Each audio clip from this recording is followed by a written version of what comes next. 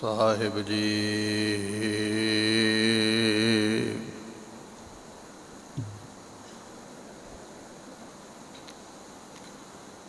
ਚੱਕਰ ਚਿਹਨ ਯਾਰ ਬਰਨ ਜਾਤ,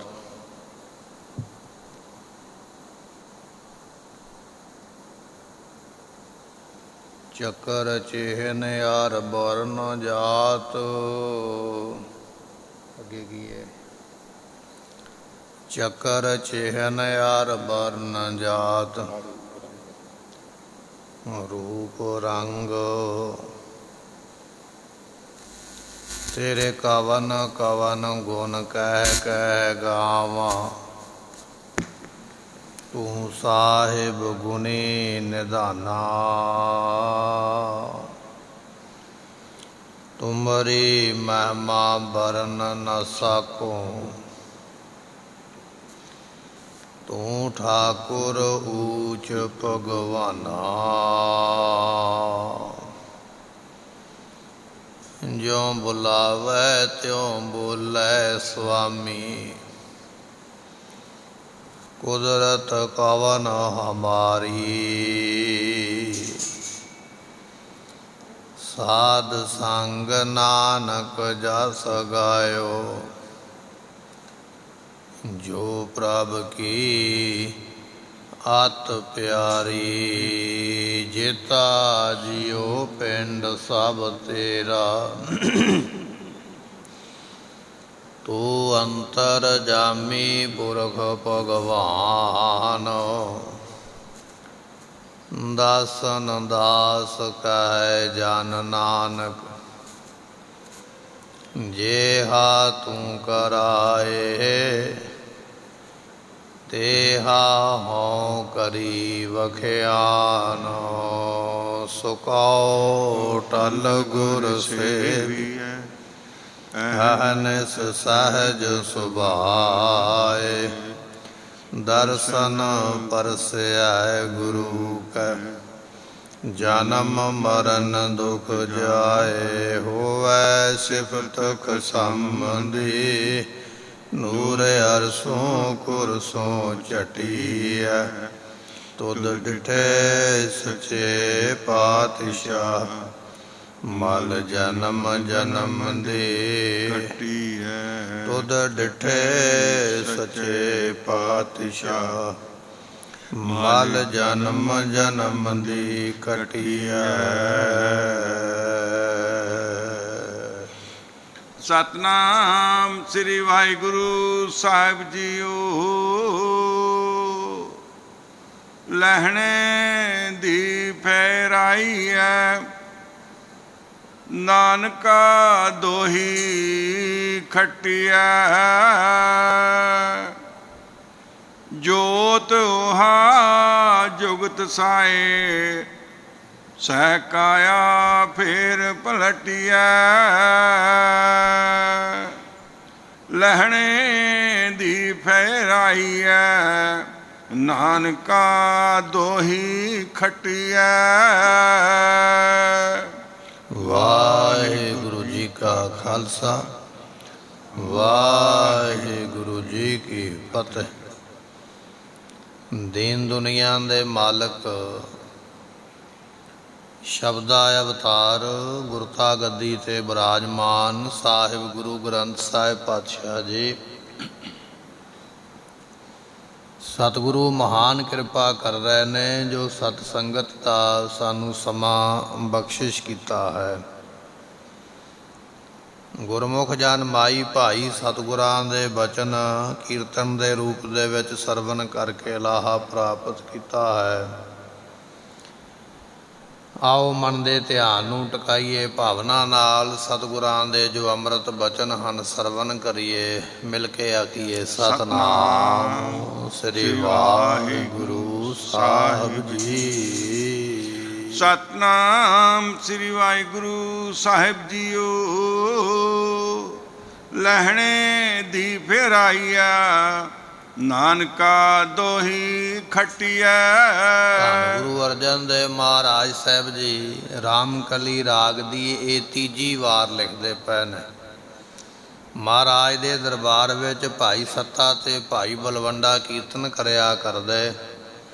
ਇੱਕ ਸਮੇਂ ਮਹਾਰਾਜ ਦੇ ਨਾਲ ਨਾਰਾਜ਼ ਹੋਣ ਕਰਕੇ ਲੋਭ ਦੇ ਵਿੱਚ ਆ ਕੇ ਨਾਰਾਜ਼ਗੀ ਮਹਾਰਾਜ ਦੇ ਨਾਲ ਕਰ ਲਈ ਹੈ। ਬੁਰੇ ਭਲੇ ਬਚਨ ਮੁਖੋਂ ਕਹਿ ਦਿੱਤੇ।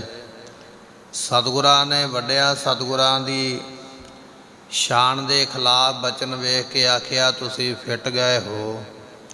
ਇਹ ਬਚਨ ਹੋਣ ਕਰਕੇ ਸਰੀਰਾਂ ਉੱਪਰ ਕੋੜ ਹੋ ਗਿਆ ਹੈ। ਭਾਈ ਲੱਦਾ ਜੀ ਨੇ ਆ ਕੇ ਸਤਿਗੁਰਾਂ ਦੇ ਸ਼ਰਨ ਵਿੱਚ ਬਖਸ਼ਾਇਆ ਹੈ। ਕਹਿਣ ਲੱਗੇ, ਮਹਾਰਾਜ ਸਾਡੇ 'ਤੇ ਕਿਰਪਾ ਕਰੋ। ਸਤਿਗੁਰੂ ਕਹਿਣ ਲੱਗੇ, ਜਿਸ ਜ਼ੁਬਾਨ ਦੇ ਨਾਲ ਨਿੰਦਿਆ ਕੀਤੀ ਹੈ, ਮਹਾਰਾਜ ਦੀ ਸ਼ਾਨ ਦੇ ਖਿਲਾਫ ਬਚਨ ਕੀਤੇ, ਉਸੇ ਜ਼ੁਬਾਨ ਨਾਲ ਸਿਫਤ ਕਰੋਗੇ ਤੇ ਬਖਸ਼ੇ ਜਾਓਗੇ। ਮਹਾਰਾਜ ਸਾਡੇ ਵਿੱਚ ਇੰਨੀ ਸਮਰੱਥਾ ਨਹੀਂ ਹੈ। ਗੁਰੂ ਅਰਜਨ ਦੇਵ ਪਾਤਸ਼ਾਹ ਨੇ ਆਪਣੇ ਹੱਥਾਂ ਵਿੱਚ ਕਲਮ ਲੈ ਕੇ ਇਹਨਾਂ ਦੀਆਂ ਜੀਭਾਂ ਦੇ ਉੱਪਰ ਕਲਮ ਫੇਰ ਕੇ ਮਹਾਰਾਜ ਨੇ ਉਹ ਦਾਤ ਬਖਸ਼ਿਸ਼ ਕੀਤੀ ਹੈ। ਤੇ ਭਾਈ ਸੱਤਾ ਤੇ ਬਲਵੰਡਾ, ਜਿਸ ਭਾਈ ਬਲਵੰਡ ਨੂੰ ਮਹਾਰਾਜ ਨੇ ਰਾਏ ਦਾ ਖਿਤਾਬ ਬਖਸ਼ਿਸ਼ ਕੀਤਾ ਸੀ, ਰਾਏ ਬਲਵੰਡ ਤਥਾ ਸੱਤਾ ਡੂਮਾਖੀ ਆਪਾਂ ਪੜ੍ਹਦੇ ਹਾਂ। ਇਹ ਰਾਏ ਦਾ ਖਿਤਾਬ ਮਿਲਿਆ ਮਹਾਰਾਜ ਸਾਹਿਬ ਜੀ ਦੇ ਵੱਲੋਂ। ਇਹ ਦੋਨੇ ਜਾਣੇ ਮਹਾਰਾਜ ਜੀਆਂ ਦੀ ਸਿਫਤ ਕਰਦੇ ਪਏ। ਇਸ ਬਾਣੀ ਦੀ ਇੱਕ ਪੌੜੀ ਆਪਾਂ ਕੱਲ੍ਹ ਸਰਵਣ ਕੀਤੀ ਹੈ। ਦੂਜੀ ਪੌੜੀ ਵਿੱਚ ਫਿਰ ਮਹਾਰਾਜ ਬਖਸ਼ਿਸ਼ ਕਰਦੇ ਹਨ। ਲਹਿਣੇ ਦੀ ਫੇਰਾਈਆ ਨਾਨਕਾ ਦੋਹੀ ਖੱਟਿਆ। ਕਹਿਣ ਲੱਗੇ, ਸਤਿਗੁਰੂ ਨਾਨਕ ਦੇ ਪਾਤਸ਼ਾਹ ਜੀਓ, ਆਪ ਜੀ ਦੀ ਫਿਰਾਈ ਹੋਈ ਜਿਹੜੀ ਦੋਹੀ ਕਹੀਏ ਵਡਿਆਈ ਹੈ, ਉਹ ਖਟੀਆ ਕਹੀਏ ਪ੍ਰਾਪਤ ਹੋ ਰਹੀ ਹੈ ਭਾਈ ਲਹਿਣਾ ਸਾਹਿਬ ਜੀ ਨੂੰ। ਜੋ ਭਾਈ ਲਹਿਣਾ ਸਾਹਿਬ ਜੀ ਦੀ ਵਡਿਆਈ ਹੋ ਰਹੀ ਹੈ ਨਾ ਸਾਰੇ ਥਾਵਾਂ 'ਤੇ, ਗੁਰੂ ਨਾਨਕ ਦੇ ਪਾਤਸ਼ਾਹ ਜੀ ਆਪ ਜੀ ਦੀ ਉਹ ਫਿਰਾਈ ਹੋਈ ਵਡਿਆਈ ਹੈ। ਆਪ ਜੀਆਂ ਨੇ ਉਹ ਬਖਸ਼ਿਸ਼ ਕੀਤੀ ਹੈ। ਲਹਿਣੇ ਦੀ ਫੇਰ ਆਈ ਹੈ ਨਾਨਕਾ ਦੋਹੀ ਖਟੀਐ। ਧੰਨ ਗੁਰੂ ਨਾਨਕ ਦੇ ਪਾਤਸ਼ਾਹ ਜੀ ਆਪ ਜੀਆਂ ਦੀ ਫਿਰਾਈ ਹੋਈ ਭਾਈ ਲਹਿਣਾ ਸਾਹਿਬ ਜੀ ਦੀ ਦੋਹੀ ਕਹੀਏ ਜੋ ਵਡਿਆਈ ਹੈ, ਇਹ ਗੁਰੂ ਨਾਨਕ ਪਾਤਸ਼ਾਹ ਤੁਸੀਂ ਆਪ ਇਹ ਫਿਰਾਉਣਾ ਕੀਤੀ ਹੈ। ਸਾਰੇ ਜਗਤ ਵਿੱਚ ਇਹ ਵਡਿਆਈ ਭਾਈ ਲਹਿਣਾ ਸਾਹਿਬ ਜੀ ਦੀ ਆਪ ਜੀ ਨੇ ਕਿਰਪਾ ਕਰਕੇ ਦਿੱਤੀ ਹੈ। ਨਾਨਕਾ ਦੋਹੀ ਖਟੀਐ, ਦੋਹੀ ਨਾਮ ਵਡਿਆਈ ਦਾ। ਖਟੀਏ ਤੋਂ ਭਾਵ ਮਿਲ ਰਹੀ ਹੈ। ਸਾਰੇ ਥਾਵਾਂ 'ਤੇ ਧੁੰਮਾਂ ਹੀ ਪੈ ਰਹੀਆਂ ਨੇ। ਸਾਰੇ ਥਾਵਾਂ 'ਤੇ ਭਾਈ ਲਹਿਣਾ ਸਾਹਿਬ ਜੀ ਦਾ ਜਸ ਹੀ ਜਸ ਹੋ ਰਿਹਾ ਹੈ। ਜਸ ਕਿਵੇਂ ਹੋ ਰਿਹਾ ਹੈ? ਕਿਉਂਕਿ ਗੁਰੂ ਨਾਨਕ ਸਾਹਿਬ ਮਹਾਰਾਜ ਨੇ ਕਰਵਾਇਆ ਹੈ।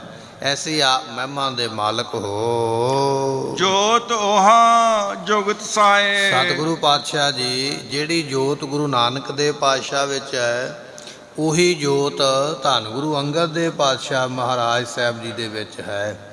ਜੋਤ ਵੀ ਉਹਾ ਹੈ ਤੇ ਜੁਗਤ ਨਾਮ ਹੈ ਤਰੀਕੇ ਦਾ। ਜਿਵੇਂ ਗੁਰੂ ਨਾਨਕ ਦੇ ਪਾਤਸ਼ਾਹ ਮਹਾਰਾਜ ਜੀ ਬੜੇ ਪਿਆਰ ਦੇ ਨਾਲ ਸਮਝਾ ਕੇ ਜੁਗਤੀ ਦੇ ਨਾਲ ਸਿੱਖਾਂ ਦਾ ਭਲਾ ਕਰ ਦਿੰਦੇ, ਉਹੀ ਜੁਗਤੀ ਜਿਹੜੀ ਹੈ ਧੰਨ ਗੁਰੂ ਅੰਗਦ ਦੇ ਪਾਤਸ਼ਾਹ ਤੁਹਾਡੇ ਕੋਲ ਹੈ। ਤੁਸੀਂ ਵੀ ਗੁਰੂ ਨਾਨਕ ਸਾਹਿਬ ਜੀ ਦੇ ਵਾਂਗ ਪੂਰੀ ਜੁਗਤ ਦੇ ਨਾਲ ਸਮਝਾ ਕੇ ਉਦਾਹਰਨ ਦੇ ਕੇ ਸਿੱਖਾਂ ਦਾ ਭਲਾ ਕਰਦੇ ਹੋ। ਤੁਹਾਡੇ ਵਿੱਚ ਤੇ ਗੁਰੂ ਨਾਨਕ ਸਾਹਿਬ ਵਿੱਚ ਕੋਈ ਫਰਕ ਨਹੀਂ ਹੈ। ਫਿਰ ਫਰਮਾਉਂਦੇ ਹਨ, ਜੋਤ 오ਹਾ ਜੁਗਤ ਸਾਏ। ਜੋਤ ਉਹੀ ਹੈ ਜੋ ਗੁਰੂ ਨਾਨਕ ਸਾਹਿਬ ਜੀ ਦੀ ਹੈ ਤੇ ਜੁਗਤੀ ਵੀ ਉਹੀ ਹੈ ਗੁਰੂ ਨਾਨਕ ਪਾਤਸ਼ਾਹ ਦੇ ਦਰਬਾਰ ਵਿੱਚ। ਸੋ ਅੰਮ੍ਰਿਤ ਵੇਲੇ ਤੋਂ ਕੀਰਤਨ ਸ਼ੁਰੂ ਹੋ ਜਾਂਦਾ। ਕੀਰਤਨ ਸੰਗਤਾਂ ਸਰਵਣ ਕਰਦੀਆਂ, ਗੁਰਬਾਣੀ ਦੇ ਪ੍ਰਵਾਹ ਚੱਲਦੇ, ਸੰਗਤਾਂ ਸੇਵਾ ਕਰਦੀਆਂ।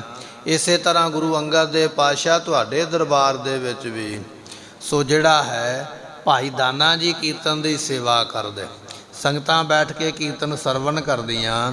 ਤੁਹਾਡੇ ਦਰਬਾਰ ਦੇ ਵਿੱਚ ਵੀ ਕਥਾ ਦੇ ਲਾਹੇ ਸੰਗਤਾਂ ਪ੍ਰਾਪਤ ਕਰਦੀਆਂ। ਤੁਹਾਡੇ ਦਰਬਾਰ ਦੇ ਵਿੱਚ ਵੀ ਮਹਾਰਾਜ ਸੰਗਤਾਂ ਸੇਵਾ ਕਰਦੀਆਂ। ਜਿਹੜੀ ਜੁਗਤੀ ਦੇ ਨਾਲ ਗੁਰੂ ਨਾਨਕ ਦੇ ਪਾਤਸ਼ਾਹ ਭਲਾ ਕਰਦੇ, ਉਸੇ ਜੁਗਤੀ ਦੇ ਨਾਲ ਤੁਸੀਂ ਵੀ ਭਲਾ ਕਰ ਰਹੇ ਹੋ।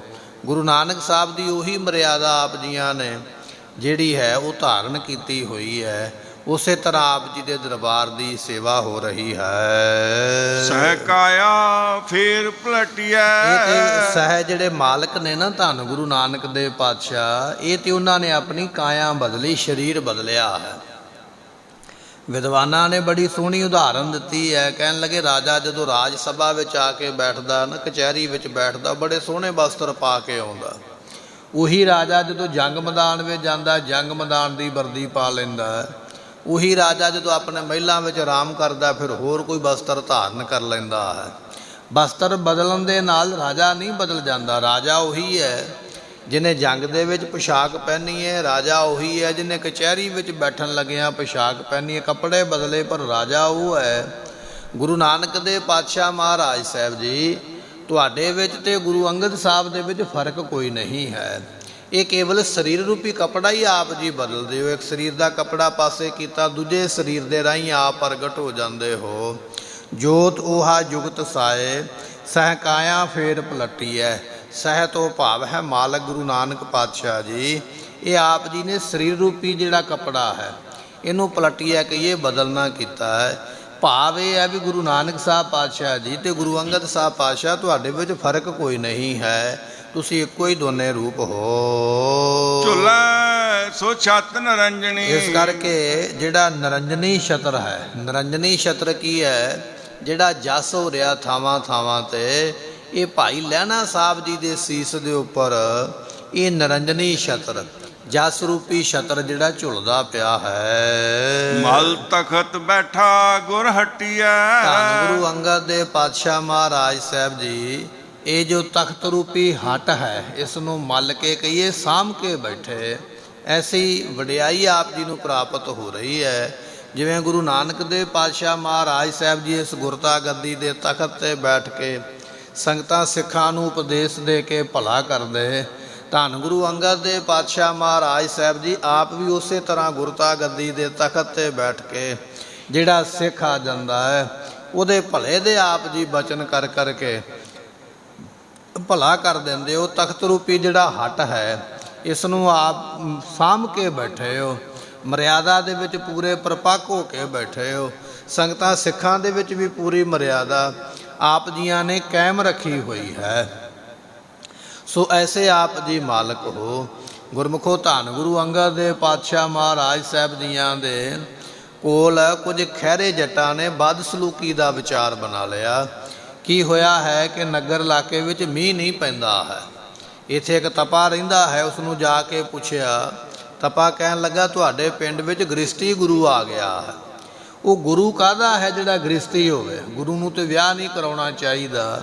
ਇਸ ਗੁਰੂ ਨੇ ਵਿਆਹ ਕਰਵਾ ਲਿਆ, ਤੁਹਾਡੇ ਪਿੰਡ ਮੀਂਹ ਨਹੀਂ ਪੈਂਦਾ ਹੈ। ਜੇ ਮੀਂਹ ਪਵਾਉਣਾ ਚਾਹੁੰਦੇ ਹੋ ਤਾਂ ਗੁਰੂ ਨੂੰ ਪਿੰਡੋਂ ਬਾਹਰ ਕੱਢ ਦਿਓ। ਉਸ ਵੇਲੇ ਇਹਨਾਂ ਲੋਕਾਂ ਨੇ ਆ ਕੇ ਗੁਰੂ ਅੰਗਦ ਦੇ ਪਾਤਸ਼ਾਹ ਨੂੰ ਬਚਨ ਕੀਤਾ। ਸਤਿਗੁਰੂ ਕਹਿਣ ਲੱਗੇ, ਭਾਈ ਜੇ ਸਾਡੇ ਜਾਣ ਕਰਕੇ ਮੀਂਹ ਪੈਂਦਾ ਤੇ ਸਾਨੂੰ ਜਾਣ ਵਿੱਚ ਕੋਈ ਦਿੱਕਤ ਨਹੀਂ ਹੈ, ਅਸੀਂ ਜਾਣ ਵਾਸਤੇ ਤਿਆਰ ਹਾਂ। ਜਿੱਥੇ ਸਾਨੂੰ ਛੱਡ ਕੇ ਆਉਣਾ ਚਾਹੁੰਦੇ ਹੋ ਛੱਡ ਦਿਓ। ਮਹਾਰਾਜ ਜੀ ਪਲੰਘੇ 'ਤੇ ਬੈਠੇ, ਇਹਨਾਂ ਨੇ ਬੈਠਿਆਂ ਹੀ ਮਹਾਰਾਜ ਦੇ ਪਲੰਘੇ ਦੇ ਉੱਪਰ ਪਲੰਘਾ ਹੀ ਚੁੱਕ ਲਿਆ। ਆਪਣੇ ਨਗਰ ਦੀ ਹੱਦ ਤੋਂ ਬਾਹਰ ਜਾ ਕੇ ਛੱਡ ਕੇ ਆ ਗਏ। ਸੋ ਇਹ ਫਿਰ ਲੋਕ ਚਲੇ ਗਏ ਤਪੇ ਦੇ ਕੋਲ। ਤਪਾ ਜੀ, ਗੁਰੂ ਅੰਗਦ ਸਾਹਿਬ ਨੂੰ ਤੇ ਬਾਹਰ ਛੱਡ ਆਂਦਾ, ਪਿੰਡੋਂ ਬਾਹਰ ਕੱਢ ਆਏ ਹਾਂ, ਹੁਣ ਆਪ ਮੀਂਹ ਪਵਾ ਦਿਓ। ਤਪਾ ਬੜੇ ਜੰਤਰ ਮੰਤਰ ਪੜ੍ਹਦਾ ਪਿਆ, ਪਰ ਮੀਂਹ ਨਹੀਂ ਪੈਂਦਾ ਪਿਆ ਹੈ। ਇੰਨੇ ਚਿਰ ਨੂੰ ਧੰਨ ਗੁਰੂ ਅਮਰਦਾਸ ਪਾਤਸ਼ਾਹ ਅਜੇ ਗੁਰਤਾ ਗੱਦੀ 'ਤੇ ਨਹੀਂ ਬੈਠੇ, ਸੇਵਾਦਾਰ ਹੀ ਨੇ ਮਹਾਰਾਜ ਸਾਹਿਬ ਜੀ, ਆਪਣੇ ਨਗਰ ਗਏ ਹੋਏ। ਜਦੋਂ ਵਾਪਸ ਆਏ ਖਡੂਰ ਸਾਹਿਬ ਵੇਖਦੇ ਗੁਰੂ ਪਾਤਸ਼ਾਹ ਹੈ ਹੀ ਨਹੀਂ। ਪੁੱਛਿਆ ਲੋਕਾਂ ਦੇ ਕੋਲੋਂ, ਕਹਿਣ ਲੱਗੇ ਜੀ ਇਸ ਤਰ੍ਹਾਂ ਤਪੇ ਨੇ ਆਖਿਆ ਹੈ ਤੇ ਗੁਰੂ ਪਾਤਸ਼ਾਹ ਜੀ ਦਾ ਮੰਜਾ ਅਸੀਂ ਬਾਹਰ ਪਿੰਡੋਂ ਕੱਢ ਆਏ ਹਾਂ। ਉਸ ਵੇਲੇ ਗੁਰੂ ਅਮਰਦਾਸ ਪਾਤਸ਼ਾਹ ਕਹਿਣ ਲੱਗੇ, ਭਾਈ ਇਹ ਤੁਸੀਂ ਬੜਾ ਭਾਰੀ ਨਰਾਦਰ ਕੀਤਾ ਹੈ। ਇਹ ਤਪਾ ਤੇ ਮਨਮੁਖ ਹੈ, ਲੋਭੀ ਹੈ, ਲਾਲਚੀ ਹੈ। ਤੁਸੀਂ ਦੀਨ ਦੁਨੀਆ ਦੇ ਮਾਲਕ ਦੇ ਨਾਲ ਇਸ ਤਰ੍ਹਾਂ ਦੀ ਇਹ ਜਿਹੜੀ ਹੈ ਉਹ ਹਰਕਤ ਕੀਤੀ ਹੈ। ਜੇ ਮੀਂਹ ਦੀ ਗੱਲ ਹੈ, ਗੁਰੂ ਤੇ ਸਮਰੱਥ ਹੈ, ਮੀਂਹ ਤੇ ਸਿੱਖ ਵੀ ਪਵਾ ਦੇ। ਉਸ ਤਪੇ ਨੂੰ ਜਿਹੜਾ ਆਪਣੇ ਖੇਤਾਂ ਵਿੱਚ ਲੈ ਕੇ ਜਾਏਗਾ, ਉਹਦੇ ਖੇਤਾਂ ਵਿੱਚ ਲਪਾ ਲੱਪ ਮੀਂਹ ਪਵੇਗਾ। ਸਾਖੀ ਬੜੀ ਲੰਬੇਰੀ ਹੈ। ਐਸੇ ਤਰ੍ਹਾਂ ਉਹਨਾਂ ਖਹਿਰੇ ਜੱਟਾਂ ਨੇ ਤਪੇ ਨੂੰ ਜਾ ਕੇ ਫੜਿਆ। ਜਿਹੜਾ ਆਪਣੇ ਖੇਤ ਵਿੱਚ ਲੈ ਜਾਂਦਾ, ਬੜਾ ਭਾਰੀ ਮੀਂਹ ਪੈਣ ਲੱਗ ਪੈਂਦਾ। ਤਪੇ ਦੇ ਟੋਟੇ ਕਰ ਕਰਕੇ ਆਪੋ ਆਪਣੇ ਖੇਤਾਂ ਵਿੱਚ ਲੈ ਗਏ। ਇਸ ਤਰ੍ਹਾਂ ਮੀਂਹ ਪਵਾ ਕੇ ਜਦੋਂ ਗੁਰੂ ਅਮਰਦਾਸ ਪਾਤਸ਼ਾਹ ਮਹਾਰਾਜ ਸਾਹਿਬ ਜੀ ਜਿੱਥੇ ਗੁਰੂ ਅੰਗਦ ਦੇ ਪਾਤਸ਼ਾਹ ਬੈਠੇ ਜਦੋਂ ਗਏ ਨਾ, ਮਹਾਰਾਜ ਨੇ ਆਉਂਦਿਆਂ ਵੇਖ ਕੇ ਗੁਰੂ ਅਮਰਦਾਸ ਪਾਤਸ਼ਾਹ ਜੀ ਨੂੰ ਪਿੱਠ ਕਰ ਲਈ, ਆਪਣੇ ਮੂੰਹ ਦੂਜੇ ਪਾਸੇ ਕਰ ਲਿਆ। ਸਤਿਗੁਰੂ ਅਮਰਦਾਸ ਪਾਤਸ਼ਾਹ ਸੱਜੇ ਪਾਸੇ ਹੋਏ ਮੱਥਾ ਟੇਕਣ ਵਾਸਤੇ, ਫਿਰ ਆਪਣਾ ਮੂੰਹ ਦੂਜੇ ਪਾਸੇ ਘੁਮਾ ਲਿਆ। ਖੱਬੇ ਪਾਸੇ ਹੋਏ ਮੱਥਾ ਟੇਕਣ ਵਾਸਤੇ, ਫਿਰ ਆਪਣਾ ਮੂੰਹ ਦੂਜੇ ਪਾਸੇ ਘੁਮਾ ਲਿਆ। ਪੁੱਛਿਆ, ਮਹਾਰਾਜ ਕੀ ਅਵਗਿਆ ਹੋਈ ਹੈ? ਆਪ ਜੀ ਦਰਸ਼ਨ ਨਹੀਂ ਬਖਸ਼ਿਸ਼ ਕਰ ਰਹੇ, ਆਪਣੇ ਸਿੱਖ ਨੂੰ ਪਿੱਠ ਕਰੀ ਹੋਈ ਹੈ। ਸਤਿਗੁਰੂ ਅੰਗਦ ਦੇਵ ਪਾਤਸ਼ਾਹ ਮਹਾਰਾਜ ਕਹਿਣ ਲੱਗੇ, ਗੁਰੂ ਅਮਰਦਾਸ ਪਾਤਸ਼ਾਹ ਨੂੰ ਕਹਿਣ ਲੱਗੇ, ਭਾਈ ਪੁਰਖਾ, ਇਹ ਤੁਸੀਂ ਚੰਗਾ ਨਹੀਂ ਕੀਤਾ ਹੈ। ਕਰਤੇ ਦੀ ਕਲਾ ਨੂੰ ਆਪਣੇ ਹੱਥ ਵਿੱਚ ਲੈ ਆਂਦਾ ਹੈ। ਉਹ ਪ੍ਰਮਾਤਮਾ ਨੇ ਜੋ ਕਰਨਾ ਉਹਨੇ ਆਪੇ ਹੀ ਕਰ ਦੇਣਾ ਸੀ। ਤੁਹਾਨੂੰ ਕੀ ਲੋੜ ਪਈ ਹੈ ਤਪੇ ਨੂੰ ਦੰਡ ਦੇਣ ਦੀ, ਸਜ਼ਾ ਦੇਣ ਦੀ? ਇਸ ਤਰ੍ਹਾਂ ਨਹੀਂ ਸੀ ਕਰਨਾ ਚਾਹੀਦਾ। ਰਜਾ ਵਿੱਚ ਰਹਿਣਾ ਚਾਹੀਦਾ, ਹੁਕਮ ਦੇ ਵਿੱਚ ਰਹਿਣਾ ਚਾਹੀਦਾ ਹੈ। ਐਸਾ ਉਪਦੇਸ਼ ਦੇ ਕੇ ਮਹਾਰਾਜ ਸਾਹਿਬ ਜੀਆਂ ਨੇ ਜਿਹੜੀ ਮਰਿਆਦਾ ਹੈ ਗੁਰੂ ਨਾਨਕ ਸਾਹਿਬ ਜੀ ਦੇ ਘਰ ਦੀ, ਵੀ ਉਹਦੇ ਭਾਣੇ ਵਿੱਚ ਖੁਸ਼ ਰਹਿਣਾ ਹੈ, ਉਹ ਮਰਿਆਦਾ ਪੂਰੀ ਬਣਾ ਕੇ ਰੱਖੀ। ਆਪਣੇ ਸਿੱਖ ਨੂੰ ਤਾੜ ਕੇ ਮਹਾਰਾਜ ਨੇ ਉਪਦੇਸ਼ ਦਿੱਤਾ। ਬਾਕੀ ਸਿੱਖਾਂ ਨੂੰ ਵੀ ਹੁਕਮ ਕੀਤਾ ਵੀ ਭਾਣੇ ਵਿੱਚ ਰਹੀਦਾ ਹੋਈਦਾ ਹੈ। ਸੋ ਕਦੇ ਨਿੱਕੇ ਜਿਹੇ ਬਚਨਾਂ ਦੇ ਉੱਪਰ ਐਸਾ ਕਦੇ ਪਹਿਰਾ ਨਹੀਂ ਵਰਤਾਈਦਾ ਹੈ। ਸੋ ਐਸੇ ਨੇ ਮਹਾਰਾਜ ਸਾਹਿਬ ਜੀ ਕਹਿਣ ਲੱਗੇ, ਸਤਿਗੁਰੂ ਜੀ, ਤਖਤ ਬੈਠਾ ਗੁਰ ਹਟੀਐ। ਇਹ ਗੁਰਤਾ ਗੱਦੀ ਰੂਪੀ ਹੱਟ ਜਿਹੜਾ ਨਾ ਤਖਤ, ਇਸ ਨੂੰ ਆਪ ਜੀ ਸਾਂਭ ਕੇ ਬੈਠੇ ਹੋ ਤੇ ਪੂਰੀ ਮਰਿਆਦਾ ਕਾਇਮ ਕਰਕੇ ਬੈਠੇ ਹੋ। ਜਦੋਂ ਕਿਤੇ ਮਰਿਆਦਾ ਵਿੱਚ ਥੋੜ੍ਹੀ ਬਹੁਤੀ ਊਚ ਨੀਚ ਹੁੰਦੀ ਹੈ, ਉਦੋਂ ਆਪ ਜੀ ਤਾੜ ਦਿੰਦੇ ਹੋ ਸਿੱਖਾਂ ਨੂੰ, ਨਹੀਂ ਭਾਈ ਇਹ ਕੰਮ ਨਹੀਂ ਕਰਨਾ ਹੈ। ਜਿਵੇਂ ਗੁਰੂ ਅਮਰਦਾਸ ਪਾਤਸ਼ਾਹ ਨੂੰ ਕਿਹਾ, ਨਹੀਂ ਭਾਈ ਪੁਰਖਾ, ਨਹੀਂ ਸੀ ਸਜ਼ਾ ਦੇਣੀ ਚਾਹੀਦੀ ਤਪੇ ਨੂੰ, ਸੋ ਉਹਦਾ ਕਰਮ ਉਹਦੇ ਨਾਲ ਆਪੇ ਹੀ ਚਲੇ ਜਾਣਾ ਸੀ। ਤੁਸੀਂ ਸਜ਼ਾ ਕਿਉਂ ਦਿੱਤੀ ਹੈ? ਹੁਕਮ ਦੇ ਵਿੱਚ ਰਹੀਦਾ, ਭਾਣੇ ਵਿੱਚ ਰਹੀਦਾ ਹੈ। ਐਸੇ ਨੇ ਮਹਾਰਾਜ ਗੁਰੂ ਅੰਗਦ ਪਾਤਸ਼ਾਹ ਜੀ ਪੂਰਾ ਗੁਰਤਾ ਗੱਦੀ ਦਾ ਮਾਣ ਰੱਖਦਿਆਂ ਹੋਇਆਂ ਪੂਰੀ ਮਰਿਆਦਾ ਜਿਹੜੀ ਹੈ ਗੁਰਮਤਿ ਦੀ, ਉਹਨੂੰ ਆਪ ਧਾਰਨ ਕਰਨ ਵਾਲੇ ਹੋ, ਮਰਿਆਦਾ ਬੰਨ੍ਹ ਕੇ ਰੱਖਣ ਵਾਲੇ ਹੋ। ਕਦੇ ਮਰਿਆਦਾ ਤੋਂ ਬਾਹਰੀ ਕੋਈ ਕਾਰਜ ਨਹੀਂ ਹੋਣ ਦਿੰਦੇ। ਜਦੋਂ ਕੋਈ ਸਿੱਖ ਕਰਦਾ ਉਸ ਨੂੰ ਰੋਕ ਦਿੰਦੇ ਹੋ। ਐਸੀ ਆਪ ਜੀ ਦੇ ਵਿੱਚ ਸਮਰੱਥਾ ਹੈ। ਕਰ ਹੈ ਜੇ ਗੁਰ ਫਰਮਾਇਆ, ਸਿਲ ਜੋਗ ਅਲੂਣੀ ਚਟਿਐ। ਸੋ ਜੋ ਗੁਰੂ ਪਾਤਸ਼ਾਹ ਨੇ ਫਰਮਾਇਆ ਬਚਨ, ਇਹ ਬਚਨ ਜਿਹੜਾ ਮੰਨਣਾ ਹੈ, ਇਹ ਅਲੂਣੀ ਸਿਲਾ ਦਾ ਚਟਣਾ ਹੈ। ਲੂਣੀ ਸਿਲਾ ਤੋਂ ਭਾਵ ਹੈ ਕਿ ਵਿਸ਼ੇ ਰਸਾਂ ਤੋਂ ਉਪਰਾਮ ਰਹਿਣਾ। ਦੁਨੀਆ ਦੇ ਲੋਕ ਵਿਸ਼ਿਆਂ ਵਿੱਚ ਪਏ ਹੋਏ, ਸੋ ਵਿਕਾਰਾਂ ਵਿੱਚ ਪਏ ਹੋਏ, ਵਿਸ਼ਿਆਂ ਦਾ ਰਸ ਲੈਂਦਾ ਪਿਆ ਹੈ। ਕੋਈ ਕਾਮ ਦਾ, ਕੋਈ ਕ੍ਰੋਧ ਦਾ, ਕੋਈ ਲੋਭ ਮੋਹ ਤੇ ਹੰਕਾਰ ਦਾ। ਸਤਿਗੁਰੂ ਪਾਤਸ਼ਾਹ ਜੀ ਆਪ ਇਹਨਾਂ ਵਿਸ਼ੇ ਰਸਾਂ ਤੋਂ ਪਰੇ ਹੋ। ਵਿਸ਼ੇ ਰਸ ਤੁਹਾਡੇ ਕੋਲ ਆਏ ਹੀ ਨਹੀਂ, ਕਦੇ ਮੋਹ ਨਹੀਂ ਆਇਆ ਤੁਹਾਡੇ ਕੋਲ ਚੱਲ ਕੇ। ਗੁਰੂ ਅੰਗਦ ਸਾਹਿਬ ਪਾਤਸ਼ਾਹ ਦੇ ਦੋ ਪੁੱਤਰ ਨੇ, ਬਾਬਾ ਦਾਤੂ ਤੇ ਬਾਬਾ ਦਾਸੂ ਜੀ। ਪਰ ਮਹਾਰਾਜ ਸਾਹਿਬ ਜੀ ਤੁਹਾਡੇ ਕੋਲ ਪੁੱਤਰਾਂ ਦਾ ਮੋਹ ਰੂਪੀ ਜਿਹੜਾ ਵਿਸ਼ਾ ਹੈ, ਇਹ ਵੀ ਨਹੀਂ ਆਇਆ ਹੈ। ਆਪ ਜੀ ਨੇ ਗੁਰਤਾ ਗੱਦੀ ਸੇਵਕ ਨੂੰ ਦਿੱਤੀ ਹੈ, ਪੁੱਤਰਾਂ ਨੂੰ ਪਰੇ ਕਰ ਦਿੱਤਾ ਹੈ। ਸੋ ਸਿਲ ਜੋਗ ਅਲੂਣੀ ਚਟਿਐ। ਸੋ ਮਹਾਰਾਜ ਬਚਨ ਕਰਦੇ ਕਿ ਅਲੂਣੀ ਸਿਲਾ ਦਾ ਚਟਣਾ ਇਹ ਹੈ ਜਿਹੜਾ ਵਿਸ਼ੇ ਰਸਾਂ ਤੋਂ ਪਰੇ ਹੋ ਜਾਣਾ ਹੈ। ਸੋ ਇਸ ਤਰ੍ਹਾਂ ਆਪ ਜੀ ਦੇ ਉੱਪਰ ਮੋਹ ਵੀ ਪ੍ਰਭਾਵ ਨਹੀਂ ਪਾ ਸਕਦਾ ਹੈ, ਬਾਕੀ ਵੀ ਵਿਕਾਰ ਆਪ ਜੀ ਉੱਪਰ ਪ੍ਰਭਾਵ ਨਹੀਂ ਪਾਉਂਦੇ। ਐਸੇ ਆਪ ਸਮਰੱਥ ਹੋ। ਫਿਰ ਮਹਾਰਾਜ ਫਰਮਾਉਂਦੇ ਹਨ, ਕਰ ਹੈ ਜੇ ਗੁਰ ਫਰਮਾਇਆ। ਜੋ ਗੁਰੂ ਨਾਨਕ ਦੇਵ ਪਾਤਸ਼ਾਹ ਨੇ ਫਰਮਾਇਆ ਹੈ, ਬਚਨ ਕੀਤਾ ਹੈ, ਉਹਨਾਂ ਬਚਨਾਂ ਨੂੰ ਜਿਹੜਾ ਮੰਨਣਾ ਹੈ। ਸਿਲ ਜੋਗ ਅਲੂਣੀ ਚਟਿਐ। ਗੁਰਮੁਖੋ, ਗੁਰੂ ਨਾਨਕ ਸਾਹਿਬ ਜੀ ਦੇ ਬਚਨ ਬੜੇ ਕਠਨ ਨੇ, ਮੰਨਣੇ ਬੜੇ ਔਖੇ ਨੇ। ਆਪਾਂ ਸੁਣਦੇ ਪਏ ਨਾ ਇਤਿਹਾਸ ਵਿੱਚ ਵੀ ਇਸ ਤਰ੍ਹਾਂ ਹੋਇਆ, ਇਸ ਤਰ੍ਹਾਂ ਹੋਇਆ, ਸਾਨੂੰ ਬੜਾ ਸੌਖਾ ਹੀ ਲੱਗਦਾ ਪਿਆ। ਪਰ ਜਿਨ੍ਹਾਂ ਨੇ ਬਚਨ ਮੰਨਣੇ ਬੜੇ ਔਖੇ ਨੇ। ਗੁਰੂ ਨਾਨਕ ਸਾਹਿਬ ਜੀ ਦਾ ਬਚਨ ਮੰਨਣਾ ਬੜੀ ਕਠਿਨਤਾਈ ਹੈ। ਇਹ ਹੈ ਅਲੂਣੀ ਸਿਲਾ ਦਾ ਚਟਣਾ। ਗੁਰੂ ਨਾਨਕ ਸਾਹਿਬ ਦੇ ਬਚਨ ਮੰਨ ਕੇ ਕਮਾਈ ਕਰਨੀ, ਇਹ ਮਹਾਰਾਜ ਸਾਹਿਬ ਜੀ ਆਪ ਜੀਆਂ ਨੇ ਜਿਹੜਾ ਹੈ ਇਹ ਕਠਨ ਘਾਲਣਾ ਘਾਲ ਕੇ ਲੂਣੀ ਸਿਲਾ ਨੂੰ ਚਟਿਆ ਹੈ। ਇਤਿਹਾਸ ਵਿੱਚ ਬਚਨ ਆਉਂਦਾ ਹੈ, ਗੁਰੂ ਨਾਨਕ ਦੇਵ ਪਾਤਸ਼ਾਹ ਮਹਾਰਾਜ ਸਾਹਿਬ ਜੀ ਕਰਤਾਰਪੁਰ ਸਾਹਿਬ ਦੀ ਧਰਤੀ ਤੇ ਟਿਕੇ ਹੋਏ, ਬੇਅੰਤ ਸੰਗਤਾਂ ਆਉਂਦੀਆਂ ਪਈਆਂ। ਉਸ ਵੇਲੇ ਕੀ ਹੋਇਆ ਕਿ ਇੱਕ ਦਿਨ ਬੜਾ ਭਾਰੀ ਮੀਂਹ ਪਿਆ। ਰਾਤ ਵੀ ਲੰਘ ਗਈ ਮੀਂਹ ਪੈਂਦਿਆਂ, ਅਗਲਾ ਦਿਨ ਵੀ ਮੀਂਹ ਪੈਂਦਿਆਂ ਲੰਘ ਗਿਆ। 2-3 ਦਿਨ ਲਗਾਤਾਰ ਮੀਂਹ ਪੈਂਦਾ ਰਿਹਾ। ਲੰਗਰ ਮਸਤਾਨੇ ਹੋ ਗਏ, ਚੁੱਲ੍ਹਿਆਂ ਵਿੱਚ, ਲੋਹਾਂ ਦੇ ਵਿੱਚ ਇਸ ਤਰ੍ਹਾਂ ਪਾਣੀ ਭਰ ਗਿਆ, ਲੱਕੜ ਬਾਲਣ ਗਿੱਲਾ ਹੋ ਗਿਆ, ਰਸਤ ਬਸਤ ਵੀ ਸਾਰੀ ਭਿੱਜ ਗਈ ਪਾਣੀ ਦੇ ਨਾਲ। ਉਸ ਵੇਲੇ ਲੰਗਰ ਤਿਆਰ ਨਹੀਂ ਹੋ ਸਕਿਆ ਹੈ। ਭਾਈ ਸੰਤੋਖ ਸਿੰਘ ਨੇ ਬਚਨ ਲਿਖੇ, ਕਹਿਣ ਲੱਗੇ, ਤਬ ਹੀ ਘਟ ਘੂਮਰ ਕੇ ਰਿਹਾਈ, ਬਰਖਤ ਜਲ ਕੀ ਸ਼ਹਿਬਰ ਲਾਈ। ਬਹੁਤ ਭਾਰੀ ਕਾਲੀਆਂ ਘਟਾਂ ਆ ਗਈਆਂ, ਇੰਨਾ ਮੀਂਹ ਪਿਆ, ਮੋਲੇ ਧਾਰ ਮੀਂਹ ਪੈਂਦਾ ਹੀ ਰਿਹਾ, ਮੀਂਹ ਪੈਂਦਾ ਹੀ ਰਿਹਾ। ਉਸ ਵੇਲੇ ਬੀਤੀ ਨਿਸ ਪੁੰਨ ਭਾ ਭੁਨ ਸਾਰਾ। ਰਾਤ ਮੀਂਹ ਪੈਂਦਿਆਂ ਪੈਂਦਿਆਂ ਲੰਘ ਗਈ, ਅਗਲਾ ਦਿਨ ਚੜ੍ਹ ਗਿਆ। ਜਦੋਂ ਦਿਨ ਚੜ੍ਹਿਆ ਸਗਰੋ ਦਿਵਸ ਪਰਤ ਰਹਿਓ 12। ਫਿਰ ਸਾਰਾ ਦਿਨ ਮੀਂਹ ਪੈਂਦਾ ਰਿਹਾ, ਅਗਲਾ ਦਿਨ ਵੀ ਮੀਂਹ ਨਹੀਂ ਹਟਿਆ ਹੈ। ਬੌਰ ਨ ਹਟੀ ਬਿਤੇ ਦਿਨ ਦੋ ਦਿਨ ਲਗਾਤਾਰ। ਪਹਿਲਾ ਦਿਨ, ਫਿਰ ਦੂਜੀ ਰਾਤ, ਫਿਰ ਦੂਜਾ ਦਿਨ, ਇਸ ਤਰ੍ਹਾਂ ਲਗਾਤਾਰ ਮੀਂਹ ਪੈਂਦਾ ਰਿਹਾ। ਬਿਨ ਆਹਾਰ ਆਤੁਰ ਸਭ ਕੋ। ਹੁਣ ਪ੍ਰਸ਼ਾਦੇ ਬਿਨਾਂ ਆਪਾਂ ਇੱਕ ਦਿਨ ਤੇ ਕੱਢ ਲਵਾਂਗੇ, ਬਹੁਤਾ ਮੁਸੀਬਤ ਵਿੱਚ ਇੱਕ ਰਾਤ ਵੀ ਕੱਢ ਲਵਾਂਗੇ। ਹੁਣ 2 ਦਿਨ ਲੰਘ ਗਏ, ਪ੍ਰਸ਼ਾਦਾ ਨਹੀਂ ਮਿਲਿਆ, ਸੰਗਤਾਂ ਵਿਆਕੁਲ ਹੋ ਗਈਆਂ, ਦੁਖੀ ਹੋ ਗਈਆਂ। ਭੋਜਨ ਕਰਨ ਨਹੀਂ ਬਿਦ ਹੋਈ, ਭੂਖ ਬਹੁਤ ਭਈ ਸਭ ਲੋਈ। ਸਾਰਿਆਂ ਨੂੰ ਬੜੀ ਭਾਰੀ ਭੁੱਖ ਲੱਗੀ ਵੇਖ ਕੇ। ਉਸ ਵੇਲੇ ਗੁਰੂ ਨਾਨਕ ਦੇਵ ਪਾਤਸ਼ਾਹ ਮਹਾਰਾਜ ਨੇ ਬਚਨ ਕੀਤੇ। ਸੰਗਤ ਦੇ ਵਿੱਚੋਂ ਬਾਬਾ ਸ਼੍ਰੀ ਚੰਦ ਨੂੰ ਆਪਣੇ ਕੋਲ ਬੁਲਾਇਆ।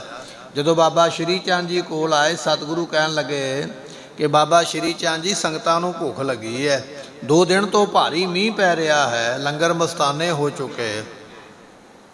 ਤੁਸੀਂ ਇਸ ਤਰ੍ਹਾਂ ਕਰੋ, ਸਾਡਾ ਬਚਨ ਮੰਨ ਕੇ ਕਿਕਰਾਂ ਨੂੰ ਹਲੂਣਾ ਦੇ ਦਿਓ। ਕਿਕਰਾਂ ਦੇ ਰੁੱਖ ਸਨ ਬਾਹਰ, ਕਿਕਰਾਂ ਨੂੰ ਹਲੂਣਾ ਦਿਓ।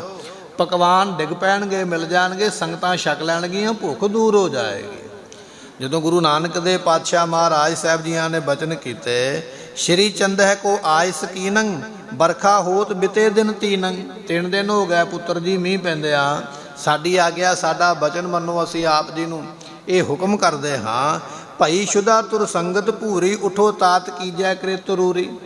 ਸੰਗਤ ਨੂੰ ਭੁੱਖ ਲੱਗੀ ਹੈ, ਪੁੱਤਰ ਜੀ ਆ ਉੱਠ ਕੇ ਚੰਗਾ ਕੰਮ ਇੱਕ ਤੁਹਾਨੂੰ ਦੱਸਦੇ ਹਾਂ, ਇਹ ਕੰਮ ਕਰੋ, ਸੰਗਤ ਦੇ ਭਲੇ ਵਾਸਤੇ ਹੈ। ਤਰ ਕੇ ਕਰਕੇ ਵਹਿਰ ਜੋ ਠਾਡੇ, ਚੜ ਉੱਪਰ ਝੂਮੋ ਗਹਿ ਗਾਢੇ। ਇਹ ਜਿਹੜੇ ਬਾਹਰ ਕਿਕਰਾਂ ਦੇ ਰੁੱਖ ਖਲੋਤੇ ਹੋਏ ਨਾ, ਇਹਨਾਂ ਨੂੰ ਹਲੂਣਾ ਦੇ ਦਿਓ। ਜਦੋਂ ਤੁਸੀਂ ਹਲੂਣਾ ਦਿਓਗੇ, ਅਨਕ ਪ੍ਰਕਾਰ ਆਹਾਰ ਸੋ ਗਿਰਹੀ, ਸੰਗਤ ਖਾਏ ਸ਼ੁਦਾ ਕੋ ਹਰੇ। ਅਨੇਕ ਤਰ੍ਹਾਂ ਦੇ ਭੋਜਨ ਡਿੱਗਣਗੇ, ਸੰਗਤਾਂ ਭੋਜਨ ਛਕ ਕੇ ਭੁੱਖ ਦੂਰ ਕਰ ਲੈਣਗੀਆਂ। ਬੌਰ ਜਬੇ ਬਰਖਾ ਹਟ ਜਾਏ ਹੈ, ਹੋਏ ਸੁਖੀ ਤਬ ਸਦਨ ਸਦੈ ਹੈ। ਸੰਗਤਾਂ ਫਿਰ ਮੀਂਹ ਹਟੇ ਤੋਂ ਆਪਣੇ ਆਪਣੇ ਘਰਾਂ ਨੂੰ ਚਲੇ ਜਾਣਗੀਆਂ। ਜਦੋਂ ਬਚਨ ਸੁਨੇ ਬਾਬਾ ਸ਼੍ਰੀ ਚੰਦ ਜੀ ਨੇ, ਉਹਨਾਂ ਨੇ ਅੱਗੋਂ ਜਵਾਬ ਦਿੱਤਾ। ਕਹਿਣ ਲੱਗੇ, ਪਿਤਾ ਜੀ, ਉਹਨਾਂ ਰੁੱਖਾਂ ਨੂੰ ਤੁਸੀਂ ਮਠਿਆਈ ਲਾ ਕੇ ਆਏ ਹੋ, ਤੁਸੀਂ ਬੰਨ੍ਹ ਕੇ ਆਏ ਹੋ ਕਿ ਮੈਂ ਹਲੂਣਾ ਦਿਆਂ ਤੇ ਡਿੱਗ ਪੈਣਗੇ? ਨਹੀਂ, ਰੁੱਖਾਂ ਨੂੰ ਮਠਿਆਈ ਲਾਈ ਕਿੰਨੇ ਹੈ, ਕਿਵੇਂ ਡਿੱਗ ਸਕਦੀ ਹੈ? ਅਤੇ ਇਸੇ ਤਰ੍ਹਾਂ ਤੁਹਾਡੇ ਤੋਂ ਪਹਿਲਾਂ ਵੀ ਦੁਨੀਆ ਵਿੱਚ ਬੜੇ ਰਿਖੀ ਮੁਨੀ ਸਾਧੂ ਸੰਤ ਹੋਏ। ਮੈਂ ਤੇ ਕਦੇ ਨਹੀਂ ਸੁਣਿਆ ਕਿਸੇ ਗ੍ਰੰਥ ਵਿੱਚੋਂ ਵੀ ਕਿਸੇ ਸਾਧੂ ਨੇ ਕਿਹਾ ਵੀ ਰੁੱਖਾਂ ਨੂੰ ਹਲੂਣਾ ਦੇ ਦਿਓ, ਮਠਿਆਈ ਮਿਲੇਗੀ। ਨਾ ਮੈਂ ਸੁਣਿਆ, ਨਾ ਕਿਸੇ ਗ੍ਰੰਥ ਵਿੱਚੋਂ ਪੜ੍ਹਿਆ, ਤੇ ਨਾ ਹੀ ਆਪਾਂ ਉਹ ਮਠਿਆਈਆਂ ਲਾ ਕੇ ਆਏ। ਰੁੱਖਾਂ ਨਾਲ ਡਿੱਗ ਕਿਵੇਂ ਪੈਣਗੀਆਂ? ਅੱਜ ਵੀ ਗੁਰਮੁਖੋ ਸਿੱਖ ਇਸ ਗੱਲ ਉੱਪਰ ਸ਼ੰਕਾ ਕਰਦੇ। ਕੁਝ ਐਸੇ ਸਿੱਖ ਵੀ ਨੇ, ਕਹਿਣ ਲੱਗੇ ਹੋ ਕਿਵੇਂ ਸਕਦਾ ਹੈ, ਰੁੱਖਾਂ ਨੂੰ ਪਕਵਾਨ ਕਿਵੇਂ ਲੱਗ ਸਕਦਾ? ਪਰ ਬਚਨ ਤੇ ਇਹ ਹੈ ਗੁਰਮੁਖੋ, ਜਿਨ੍ਹਾਂ ਦੇ ਮਨ ਵਿੱਚ ਸ਼ਰਧਾ ਹੈ ਨਾ, ਉਹਨਾਂ ਨੇ ਇਹ ਬਚਨ ਮੰਨਿਆ ਹੈ ਵੀ ਜੋ ਗੁਰੂ ਪਾਤਸ਼ਾਹ ਕਹਿਣਗੇ ਉਹ ਜ਼ਰੂਰ ਹੋ ਜਾਂਦਾ ਹੈ। ਬਾਬਾ ਸ਼੍ਰੀ ਚੰਦ ਨੇ, ਜਿਵੇਂ ਅਸੀਂ ਤਰਕ ਕਰਦੇ ਹਾਂ ਵੀ ਹੋ ਨਹੀਂ ਸਕਦਾ, ਉਹਨਾਂ ਨੇ ਵੀ ਤਰਕ ਕੀਤੀ ਵੀ ਹੋ ਹੀ ਨਹੀਂ ਸਕਦਾ। ਸਤਿਗੁਰੂ ਕਹਿਣ ਲੱਗੇ, ਚਲੋ ਭਾਈ ਤੁਹਾਡੀ ਮਰਜ਼ੀ ਹੈ। ਬਾਬਾ ਲਖਮੀ ਦਾਸ ਨੂੰ ਬੁਲਾਇਆ, ਕਹਿਣ ਲੱਗੇ, ਪੁੱਤਰ ਜੀ ਇਹ ਸੇਵਾ ਹੁਣ ਤੁਸੀਂ ਕਰ ਦਿਓ। ਬਾਬਾ ਲਖਮੀ ਦਾਸ ਜੀ ਛੋਟੇ ਪੁੱਤਰ ਨੇ ਗੁਰੂ ਨਾਨਕ ਪਾਤਸ਼ਾਹ ਦੇ। ਉਹਨਾਂ ਨੇ ਜਵਾਬ ਉਹੀ ਦਿੱਤਾ ਵੱਡੇ ਭਰਾਤਾ ਵਾਲਾ। ਕਹਿਣ ਲੱਗੇ, ਪਿਤਾ ਜੀ ਆਪ ਬੁੱਢੇ ਹੋ ਗਏ ਹੋ, ਤੁਸੀਂ ਬਜ਼ੁਰਗ ਹੋ ਗਏ ਹੋ, ਤੁਹਾਡੀ ਜਿਹੜੀ ਹੋਸ਼ ਹਵਾਸ ਹੈ ਨਾ, ਟਿਕਾਣੇ ਨਹੀਂ ਰਹੀ ਸੁਰਤ ਤੁਹਾਡੀ, ਜੋ ਮੂੰਹ ਵਿੱਚ ਆਈ ਜਾਂਦਾ ਬੋਲੀ ਜਾਂਦੇ ਹੋ। ਕਦੇ ਰੁੱਖਾਂ ਨੂੰ ਵੀ ਕਦੇ ਪਕਵਾਨ ਲੱਗੇ। ਜਵਾਬ ਦੇ ਦਿੱਤਾ। ਸਤਿਗੁਰੂ ਪਾਤਸ਼ਾਹ ਜੀ ਨੇ ਉਸ ਵੇਲੇ ਭਾਈ ਲਹਿਣਾ ਸਾਹਿਬ ਜੀ ਨੂੰ ਆਵਾਜ਼ ਮਾਰ ਕੇ ਆਖਿਆ। ਕਹਿਣ ਲੱਗੇ, ਭਾਈ ਪੁਰਖਾ ਇਹ ਸੇਵਾ ਤੇਰੇ ਜੁਮੇ ਹੈ, ਤੁਸੀਂ ਇਹ ਸੇਵਾ ਕਰੋ। ਭਾਈ ਲਹਿਣਾ ਸਾਹਿਬ ਜੀ ਨੇ ਬਚਨ ਮੰਨਦਿਆਂ ਨਾਲ ਹੀ ਉਸੇ ਵੇਲੇ ਲੱਕ ਨੂੰ ਕਮਰ ਕੱਸਾ ਕੀਤਾ। ਚੱਲਣ ਲੱਗੇ ਮਹਾਰਾਜ ਦਾ ਬਚਨ ਮੰਨ ਕੇ।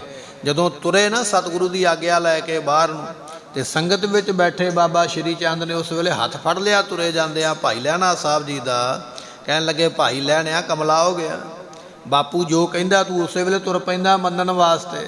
ਇਹ ਤੇ ਬਜ਼ੁਰਗ ਹੋ ਗਏ ਨੇ, ਇਹਨਾਂ ਦੀ ਸੁਰਤੀ ਟਿਕਾਣੇ ਨਹੀਂ ਰਹੀ ਹੈ, ਜੋ ਮੂੰਹ ਵਿੱਚ ਆ ਜਾਂਦਾ ਕਹਿ ਦਿੰਦੇ।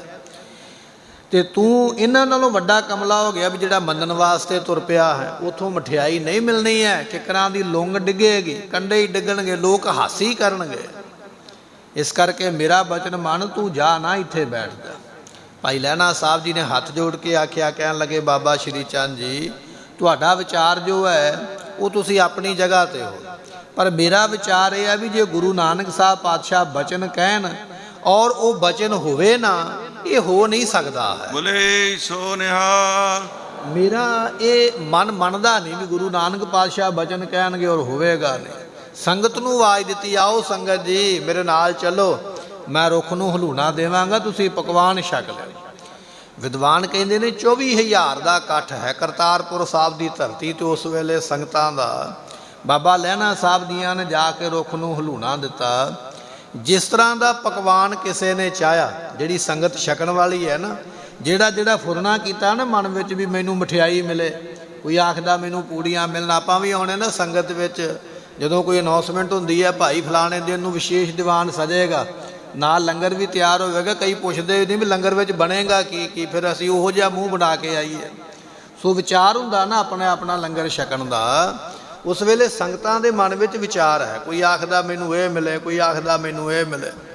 ਗੁਰਮੁਖੋ ਜਿਵੇਂ ਦਾ ਵਿਚਾਰ ਕੋਈ ਬਣਾਇਆ ਮਨ ਦੇ ਵਿੱਚ, ਉਵੇਂ ਦੇ ਵਿਚਾਰ ਦੇ ਨਾਲ ਹੀ ਭੋਜਨ ਪ੍ਰਾਪਤ ਹੋਏ। ਸੰਗਤਾਂ ਤ੍ਰਿਪਤ ਹੋ ਕੇ ਜਦੋਂ ਵੇਖਿਆ ਨਾ ਭਾਈ ਲਹਿਣਾ ਸਾਹਿਬ ਜੀ ਨੇ ਵੀ ਹੁਣ ਕੋਈ ਨਹੀਂ ਖਾਂਦਾ, ਸਾਰੇ ਰੱਜ ਗਏ ਨੇ, ਸਾਰਿਆਂ ਨੂੰ ਲੈ ਕੇ ਦੀਵਾਨ ਵਿੱਚ ਆ ਗਏ। ਇਹ ਬਚਨ ਗੁਰੂ ਨਾਨਕ ਸਾਹਿਬ ਪਾਤਸ਼ਾਹ ਦੇ ਕਹਿਣ ਲੱਗੇ, ਸਿਲ ਜੋਗ ਅਲੂਣੀ ਚੱਟੀ ਹੈ। ਇਹ ਅਲੂਣੀ ਸਿਲਾ ਦਾ ਚਟਣਾ ਹੈ। ਜਿਹੜਾ ਬਚਨ ਕਿਸੇ ਨੇ ਨਹੀਂ ਮੰਨਿਆ, ਉਹ ਬਚਨ ਭਾਈ ਲਹਿਣਾ ਸਾਹਿਬ ਜੀ ਨੇ ਮੰਨਿਆ ਹੈ। ਪੁੱਤਰਾਂ ਨੇ ਵੀ ਨਾ ਕਰ ਦਿੱਤੀ, ਸੰਗਤਾਂ ਵੀ ਹੈਰਾਨ ਹੋ ਗਈਆਂ।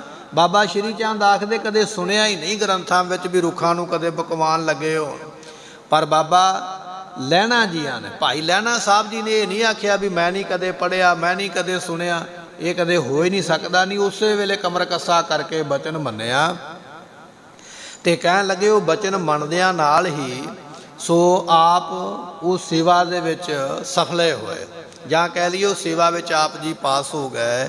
ਇਸ ਤਰ੍ਹਾਂ ਕਰੜੇ ਬਚਨ ਹੈ ਗੁਰੂ ਨਾਨਕ ਸਾਹਿਬ ਦੇ ਮੰਨ ਕੋਈ ਨਹੀਂ ਸਕਦਾ ਹੈ।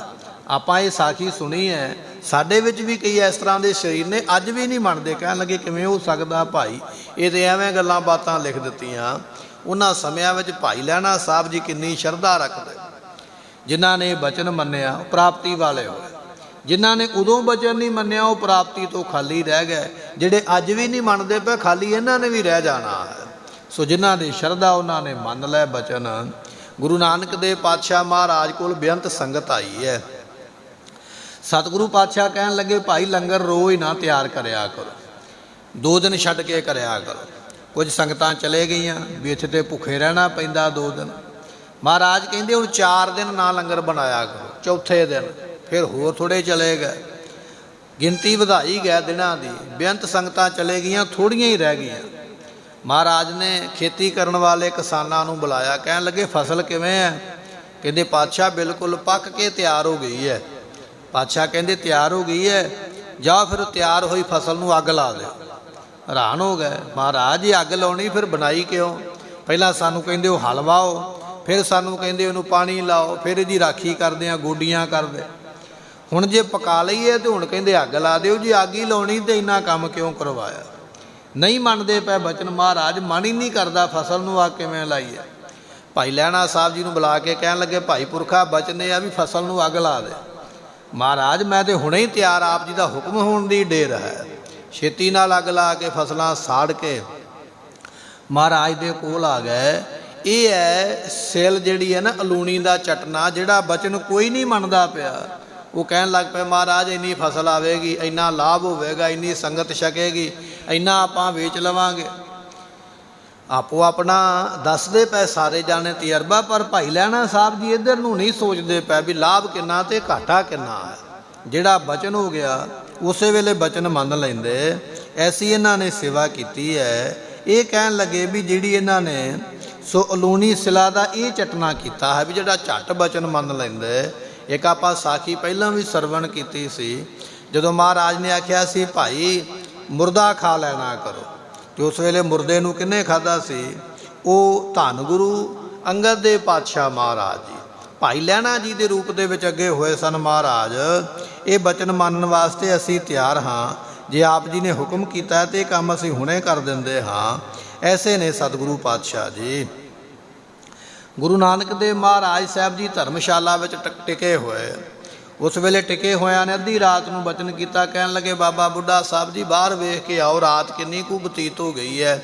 ਅੰਮ੍ਰਿਤ ਵੇਲੇ ਦਾ ਸਮਾਂ ਲੱਗਦਾ ਸੀ, ਇਸ਼ਨਾਨ ਕਰਨਾ ਹੈ। ਬਾਬਾ ਬੁੱਢਾ ਸਾਹਿਬ ਜੀ ਬਾਹਰ ਗਏ, ਤਾਰਿਆਂ ਨੂੰ ਵੇਖਿਆ, ਵੇਖ ਕੇ ਪੂਰਾ ਪਤਾ ਲਾ ਕੇ ਆਖਦੇ ਮਹਾਰਾਜ ਅੱਧੀ ਰਾਤ ਬਤੀਤ ਹੋਈ ਹੈ।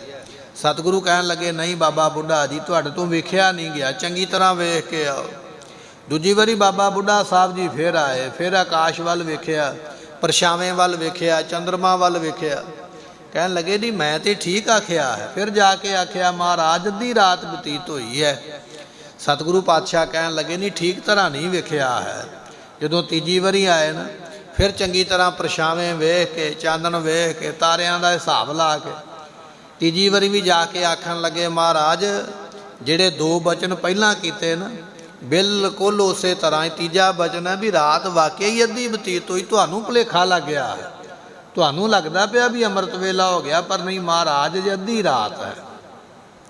ਸਤਿਗੁਰੂ ਕਹਿਣ ਲੱਗੇ ਭਾਈ ਲਹਿਣਾ ਸਾਹਿਬ ਜੀ ਤੁਸੀਂ ਵੇਖ ਕੇ ਆਓ ਰਾਤ ਕਿੰਨੀ ਬਤੀਤ ਹੋਈ ਹੈ। ਭਾਈ ਲਹਿਣਾ ਸਾਹਿਬ ਜੀ ਬਾਹਰ ਆਏ, ਤਾਰਿਆਂ ਵੱਲ ਵੇਖਦੇ ਪਏ, ਚੰਗੀ ਤਰ੍ਹਾਂ ਪਰਖ ਕਰਕੇ ਆਖਿਆ, ਕਹਿਣ ਲੱਗੇ ਮਹਾਰਾਜ ਅੱਧੀ ਰਾਤ ਬਤੀਤ ਹੋਈ ਹੈ। ਸਤਿਗੁਰੂ ਕਹਿਣ ਲੱਗੇ ਨਹੀਂ ਭਾਈ ਲਹਿਣਿਆ ਤੂੰ ਚੰਗੀ ਤਰ੍ਹਾਂ ਵੇਖਿਆ ਹੀ ਨਹੀਂ ਹੈ, ਚੰਗੀ ਤਰ੍ਹਾਂ ਵੇਖ ਕੇ ਨਿਰਣਾ ਕਰਕੇ ਆ ਕੇ ਸਾਨੂੰ ਦੱਸੋ। ਭਾਈ ਲਹਿਣਾ ਸਾਹਿਬ ਜੀ ਬਾਹਰ ਆਏ, ਵੇਖਦੇ ਪਏ ਵੀ ਰਾਤ ਤੇ ਅੱਧੀ ਬਤੀਤ ਹੈ, ਪਰ ਸਤਿਗੁਰੂ ਇਹਦੇ ਵਿੱਚ ਕੋਈ ਹੋਰ ਰਮਜ ਰੱਖੀ ਬੈਠੇ ਜੋ ਮੇਰੀ ਸਮਝ ਤੋਂ ਬਾਹਰ ਹੈ। ਚੰਗੀ ਤਰ੍ਹਾਂ ਵੇਖਣ ਤੋਂ ਬਾਅਦ ਵਿੱਚ ਫਿਰ ਗਏ। ਸਤਿਗੁਰੂ ਕਹਿਣ ਲੱਗੇ ਭਾਈ ਪੁਰਖਾ ਕੀ ਵੇਖ ਕੇ ਆਇਆ ਹੈ? ਕਹਿਣ ਲੱਗੇ ਮਹਾਰਾਜ ਵੇਖਣਾ ਕੀ ਹੈ, ਰਾਤ ਉਨੀ ਬਤੀਤ ਹੋ ਗਈ ਹੈ ਜਿੰਨੀ ਆਪ ਜੀ ਨੇ ਕਰਵਾ ਦਿੱਤੀ ਹੈ, ਉਨੀ ਰਾਤ ਅਤੇ ਬਾਕੀ ਹੈ ਜਿੰਨੀ ਆਪ ਜੀ ਨੇ ਹੁਕਮ ਵਿੱਚ ਰੱਖ ਲਈ ਹੈ। ਇਹ ਬਚਨ ਸੁਣ ਕੇ ਮਹਾਰਾਜ ਸਾਹਿਬ ਜੀ ਬੜੇ ਖੁਸ਼ ਹੋਏ, ਕਹਿਣ ਲੱਗੇ ਇਹਨਾਂ ਨੇ ਹੁਕਮ ਮੰਨਣਾ ਜਾਣਿਆ ਹੈ। ਜੇ ਅਸੀਂ ਆਖਿਆ ਨਾ ਵੀ ਇੱਕ ਪੈਰ ਰਾਤ ਰਹਿ ਗਈ ਹੈ ਤੇ ਭਾਵੇਂ ਅੱਧੀ ਰਾਤ ਹੀ, ਇਹਨਾਂ ਨੇ ਕਹਿਤਾ ਵੀ ਮਹਾਰਾਜ ਜੋ ਤੁਸੀਂ ਕਿਹਾ ਨਾ ਉਸੇ ਤਰ੍ਹਾਂ ਹੀ ਹੈ, ਵੀ ਇਹ ਹੁਕਮ ਮੰਨਦੇ ਪਏ। ਇਹ ਬਚਨ ਮਹਾਰਾਜ ਸਾਹਿਬ ਜੀਆਂ ਦੇ ਕਰੇ ਜੇ ਗੁਰ ਫਰਮਾਇਆ ਸਿਲ ਜੋਗ ਅਲੂਣੀ ਚੱਟੀ ਹੈ। ਇਹ ਅਲੂਣੀ ਸਿਲਾ ਦਾ ਚਟਣਾ ਹੈ ਜਿਹੜਾ ਬਚਨ ਕੋਈ ਨਹੀਂ ਮੰਨਦਾ ਪਿਆ, ਉਹ ਬਚਨ ਨੂੰ ਭਾਈ ਲਹਿਣਾ ਸਾਹਿਬ ਮੰਨਦੇ ਪਏ।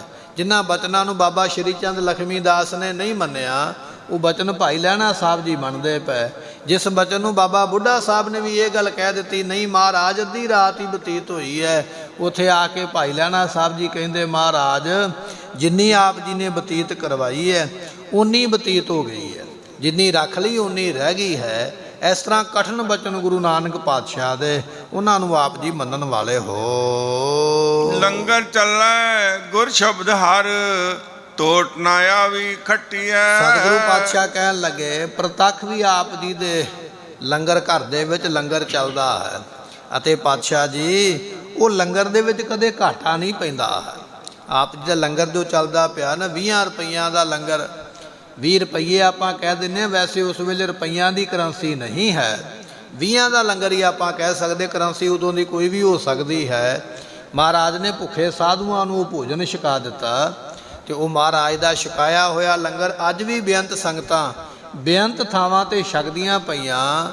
ਖਾਵੋ ਖਰਚੋ ਰਲ ਮਿਲ ਭਾਈ ਟੋਟ ਨਾ ਆਵੇ ਵੱਧ ਹੋ ਜਾਈ। ਵੱਧਦਾ ਹੀ ਪਿਆ ਨਾ ਗੁਰੂ ਕਾ ਲੰਗਰ।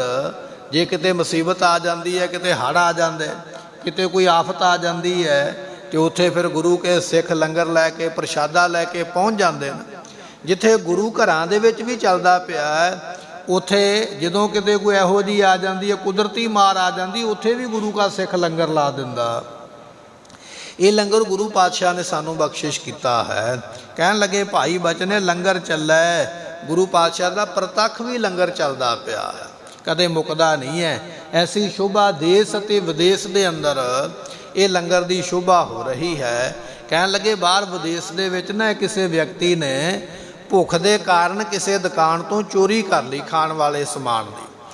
ਕੁਝ ਖਾਣ ਦਾ ਸਮਾਨ ਪਿਆ ਸੀ, ਉਹਨੂੰ ਭੁੱਖ ਲੱਗੀ, ਉਹਨੇ ਚੋਰੀ ਕਰ ਲਈ ਤੇ ਦੁਕਾਨਦਾਰ ਨੇ ਉਸ ਨੂੰ ਪਕੜ ਲਿਆ, ਫੜ ਕੇ ਤੇ ਉਸ ਦੇ ਉੱਪਰ ਕੇਸ ਲਾ ਦਿੱਤਾ। ਜੱਜ ਦੇ ਸਾਹਮਣੇ ਜਦੋਂ ਕੇਸ ਗਿਆ ਤੇ ਉਸਨੇ ਪੁੱਛਿਆ ਵੀ ਕੀ ਗੱਲ ਹੈ? ਚੋਰ ਨੇ ਦੱਸਿਆ ਗੱਲ ਇਹ ਹੈ ਜੀ ਮੈਨੂੰ ਭੁੱਖ ਲੱਗੀ ਹੈ ਤੇ ਮੇਰੇ ਕੋਲ ਖਾਣ ਵਾਸਤੇ ਨਾ ਕੋਈ ਪੈਸਾ ਹੈ, ਨਾ ਮੇਰੇ ਕੋਲ ਕੋਈ ਵਸਤੂ ਹੈ, ਤੇ ਸਾਹਮਣੇ ਦੁਕਾਨ ਤੇ ਪਦਾਰਥ ਪਿਆ ਤੇ ਮੈਂ ਲੈ ਕੇ ਖਾ ਲਿਆ।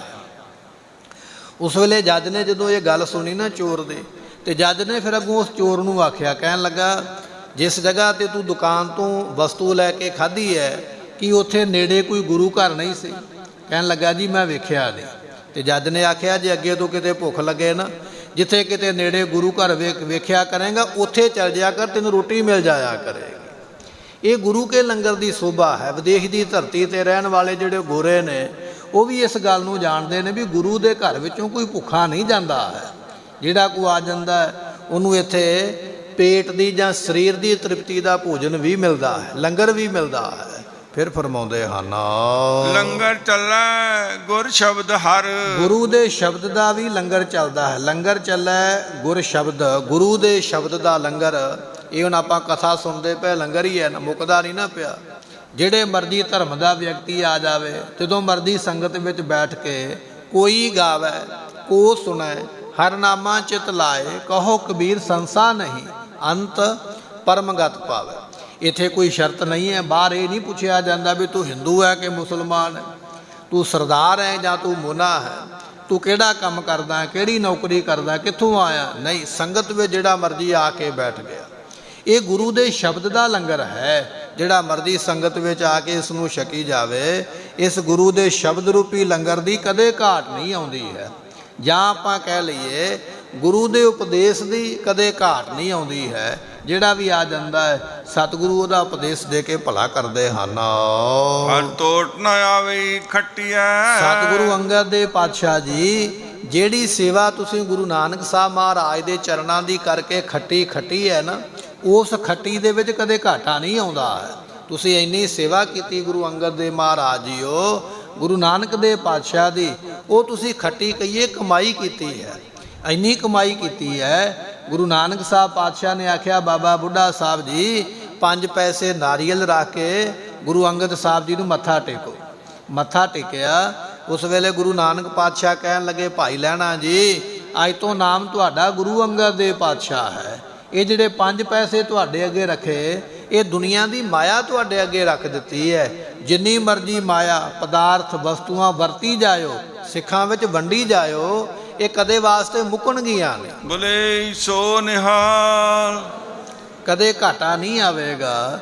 ਇਸ ਤਰ੍ਹਾਂ ਮਹਾਰਾਜ ਜਿਹੜੀ ਆਪ ਜੀਆਂ ਨੇ ਖੱਟੀ ਕਮਾਈ ਕੀਤੀ ਹੈ ਨਾ, ਗੁਰੂ ਨਾਨਕ ਪਾਤਸ਼ਾਹ ਦੇ ਚਰਨਾਂ ਵਿੱਚ ਰਹਿ ਕੇ ਸੇਵਾ ਕਰਕੇ, ਉਸ ਕਮਾਈ ਦਾ ਸਿੱਖਾਂ ਵਿੱਚ ਘਾਟਾ ਨਹੀਂ ਆ ਰਿਹਾ ਹੈ। ਆਪ ਵੰਡੀ ਜਾ ਰਹੇ ਹੋ, ਸਿੱਖ ਉਹਨਾਂ ਦਾਤਾਂ ਨੂੰ ਪ੍ਰਾਪਤ ਕਰੀ ਜਾ ਰਹੇ ਹਨ। ਖਰਚੇ ਦਿੱਤ ਖਸਮ ਦੀ। ਜੋ ਖਸਮ ਨੇ ਨਾ, ਖਸਮ ਗੁਰੂ ਨਾਨਕ ਦੇ ਪਾਤਸ਼ਾਹ ਜੀ, ਉਹਨਾਂ ਦੀ ਦਿੱਤ ਕਹੀਏ ਦਿੱਤੀ ਹੋਈ ਦਾਤ, ਆਪ ਉਸ ਨੂੰ ਖਰਚੀ ਜਾ ਰਹੇ ਹੋ। ਗੁਰੂ ਅੰਗਦ ਪਾਤਸ਼ਾਹ ਖਰਚੀ ਜਾ ਰਹੇ ਹੋ। ਗੁਰਮੁਖੋ ਇਸ ਬਾਣੀ ਦੀਆਂ ਪਹਿਲੀਆਂ ਜਿਹੜੀਆਂ 4 ਪੌੜੀਆਂ ਨੇ ਨਾ, ਇਹਦੇ ਵਿੱਚ ਗੁਰੂ ਨਾਨਕ ਦੇ ਪਾਤਸ਼ਾਹ ਗੁਰੂ ਅੰਗਦ ਸਾਹਿਬ ਦੀ ਦੋਨਾਂ ਦੀ ਸੋਭਾ ਹੈ। ਜਦੋਂ ਆਪਾਂ ਗੁਰੂ ਅੰਗਦ ਸਾਹਿਬ ਦਾ ਇਤਿਹਾਸ ਸੁਣਦੇ ਪਏ, ਨਾਲ ਗੁਰੂ ਨਾਨਕ ਦੇ ਪਾਤਸ਼ਾਹ ਦਾ ਵੀ ਇਤਿਹਾਸ ਆ ਰਿਹਾ ਹੈ। ਉਹਨਾਂ ਦੀਆਂ ਬਰਕਤਾਂ ਬਖਸ਼ਿਸ਼ਾਂ ਆ ਰਹੀਆਂ। ਸੋ ਬਚਨ ਆ ਗਿਆ, ਕਹਿਣ ਲੱਗੇ ਖਰਚੇ ਦਿੱਤ ਖਸਮ ਦੀ। ਖਸਮ ਰੂਪ ਨੇ, ਮਾਲਕ ਨੇ ਧੰਨ ਗੁਰੂ ਨਾਨਕ ਦੇ ਪਾਤਸ਼ਾਹ ਮਹਾਰਾਜ ਜੀ। ਉਹਨਾਂ ਦੀਆਂ ਦਿੱਤੀਆਂ ਹੋਈਆਂ ਦਾਤਾਂ ਸਤਿਗੁਰੂ ਪਾਤਸ਼ਾਹ ਜੀ ਆਪ ਖਰਚਦੇ ਪਏ ਹੋ। ਗੁਰੂ ਅੰਗਦ ਦੇ ਪਾਤਸ਼ਾਹ ਐਸੀ ਵਡਿਆਈ ਹੈ। ਆਪ ਖੈਂਦੀ ਖੈਰ ਦੁਪੱਟੀਐ। ਸਤਿਗੁਰੂ ਪਾਤਸ਼ਾਹ ਜੀ ਦਿੱਤੀਆਂ ਦਾਤਾਂ ਨੂੰ ਆਪ ਖਾ ਰਹੇ ਹੋ। ਖੈਰ ਦੁਪੱਟੀਐ, ਉਸ ਖੈਰ ਨੂੰ, ਖਰਾਤ ਨੂੰ, ਉਸ ਬਖਸ਼ਿਸ਼ ਨੂੰ ਦੁਪੱਟੀਐ ਭਾਵ ਦਬਾ ਦਬ ਵੰਡੀ ਜਾ ਰਹੇ ਹੋ, ਵੰਡੀ ਜਾ ਰਹੇ ਹੋ। ਜਿਹੜਾ ਸਿੱਖ ਕੋਈ ਮੰਗਦਾ ਉਹਨੂੰ ਦੇ ਦਿੰਦੇ ਹੋ, ਜਿਹੜਾ ਕੋਈ ਦੂਜਾ ਵੀ ਆ ਕੇ ਮੰਗਦਾ ਉਹਨੂੰ ਵੀ ਦੇ ਦਿੰਦੇ ਹੋ। ਆਪ ਗੁਰੂ ਨਾਨਕ ਸਾਹਿਬ ਦੀਆਂ ਦਾਤਾਂ ਦੁਪੱਟੀਐ ਤੋਂ ਭਾਵ ਦਬਾ ਦਬ ਵੰਡੀ ਜਾ ਰਹੇ ਹੋ, ਵੰਡੀ ਜਾ ਰਹੇ ਹੋ। ਬਾਦਸ਼ਾਹ ਹਿਮਾਯੂ ਆ ਗਿਆ ਗੁਰੂ ਅੰਗਦ ਸਾਹਿਬ ਪਾਤਸ਼ਾਹ ਦੀ ਸ਼ਰਨ ਦੇ ਵਿੱਚ। ਸਤਿਗੁਰੂ ਬੱਚਿਆਂ ਨੂੰ ਵਿਦਿਆ ਪੜ੍ਹਾ ਰਹੇ ਸਨ। ਬਾਦਸ਼ਾਹ ਖੜਾ ਹੋਇਆ, ਮਨ ਵਿੱਚ ਹੰਕਾਰ, ਮੈਂ ਹਿੰਦੁਸਤਾਨ ਦਾ ਬਾਦਸ਼ਾਹ ਹਾਂ, ਸਤਿਗੁਰਾਂ ਨੇ ਮੇਰੇ ਵੱਲ ਧਿਆਨ ਹੀ ਨਹੀਂ ਕੀਤਾ ਹੈ। ਬਾਣੀ ਦਾ ਬਚਨ ਹੈ ਨਾ, ਕਹਿਣ ਲੱਗੇ ਸਾਧ ਕੋ ਮਿਲਣਾ ਜਾਈਏ ਸਾਥ ਨਾ ਲੀਜੈ ਕੋਏ। ਜਦੋਂ ਕਿਸੇ ਸਾਧੂ ਸੰਤ ਕੋਲ ਜਾਈਏ ਉਦੋਂ ਨਾਲ ਹੰਕਾਰ ਨਹੀਂ ਲੈਣਾ ਚਾਹੀਦਾ, ਮਾਨ ਨਹੀਂ ਲੈਣਾ ਚਾਹੀਦਾ, ਰੁਤਬਾ ਨਹੀਂ ਨਾਲ ਲੈਣਾ ਚਾਹੀਦਾ ਵੀ ਮੈਂ ਫਲਾਣਾ ਹਾਂ। ਉਦੋਂ ਸਭ ਕੁਝ ਛੱਡ ਕੇ ਤੁਰਨਾ ਚਾਹੀਦਾ ਹੈ। ਆ ਗਿਆ ਬਾਦਸ਼ਾਹ ਹਿਮਾਯੂ, ਪਰ ਨਾਲ ਹੰਕਾਰ, ਮੈਂ ਬਾਦਸ਼ਾਹ ਹਾਂ। ਸਤਿਗੁਰਾਂ ਨੇ ਧਿਆਨ ਨਹੀਂ ਕੀਤਾ। ਆਪਣੀ ਤਲਵਾਰ ਕੱਢਣ ਲੱਗਾ ਮਿਆਨ ਵਿੱਚੋਂ, ਮੈਂ ਇਹਨਾਂ ਦਾ ਸਿਰ ਲਾ ਦਿਆਂਗਾ, ਇਹਨਾਂ ਨੇ ਮੇਰਾ ਸਤਿਕਾਰ ਨਹੀਂ ਕਰਿਆ ਹੈ। ਜਦੋਂ ਇਸ ਤਰ੍ਹਾਂ ਦੀ ਭਾਵਨਾ ਲੈ ਕੇ ਤਲਵਾਰ ਖਿੱਚਣ ਲੱਗਾ, ਹੱਥ ਮੁੱਠੀ ਦੇ ਨਾਲ ਹੀ ਜੁੜ ਗਿਆ। ਤਲਵਾਰ ਤੇ ਕੀ ਖਿੱਚਣੀ ਹੈ, ਹੱਥ ਵੀ ਨਾਲ ਹੀ ਉਹਦੇ ਚਿਪਕ ਗਿਆ, ਚਿੰਬੜ ਗਿਆ। ਹੈਰਾਨ ਹੋਇਆ।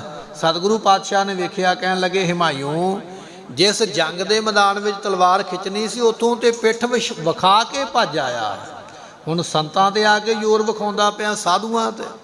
ਬਚਨ ਸੁਣ ਕੇ ਮਹਾਰਾਜ ਦੇ ਚਰਨੀ ਢਹਿ ਪਿਆ। ਮਹਾਰਾਜ ਮਾਨ ਵਿੱਚ ਇਹ ਕਦਮ ਚੁੱਕ ਬੈਠਿਆ ਹਾਂ, ਮਾਫੀ ਦੇ ਦਿਓ, ਕਿਰਪਾ ਕਰੋ, ਰਾਜ ਭਾਗ ਦੀ ਭੀਖ ਪਾ ਦਿਓ ਮਹਾਰਾਜ ਮੇਰੇ ਚਰਨਾਂ ਵਿੱਚ। ਪਾਤਸ਼ਾਹ ਕਹਿੰਦੇ ਜੇ ਨਿਮਰਤਾ ਦੇ ਨਾਲ ਖਲੋਤਾ ਰਹਿੰਦਾ ਨਾ ਤੇ ਗੁਰੂ ਨਾਨਕ ਸਾਹਿਬ ਦੀਆਂ ਦਾਤਾਂ ਅਸੀਂ ਤੇ ਵੰਡੀ ਜਾ ਰਹੇ ਹਾਂ, ਤੈਨੂੰ ਹੁਣੇ ਰਾਜ ਦੇ ਕੇ ਤੋਰ ਦੇਣਾ ਸੀ।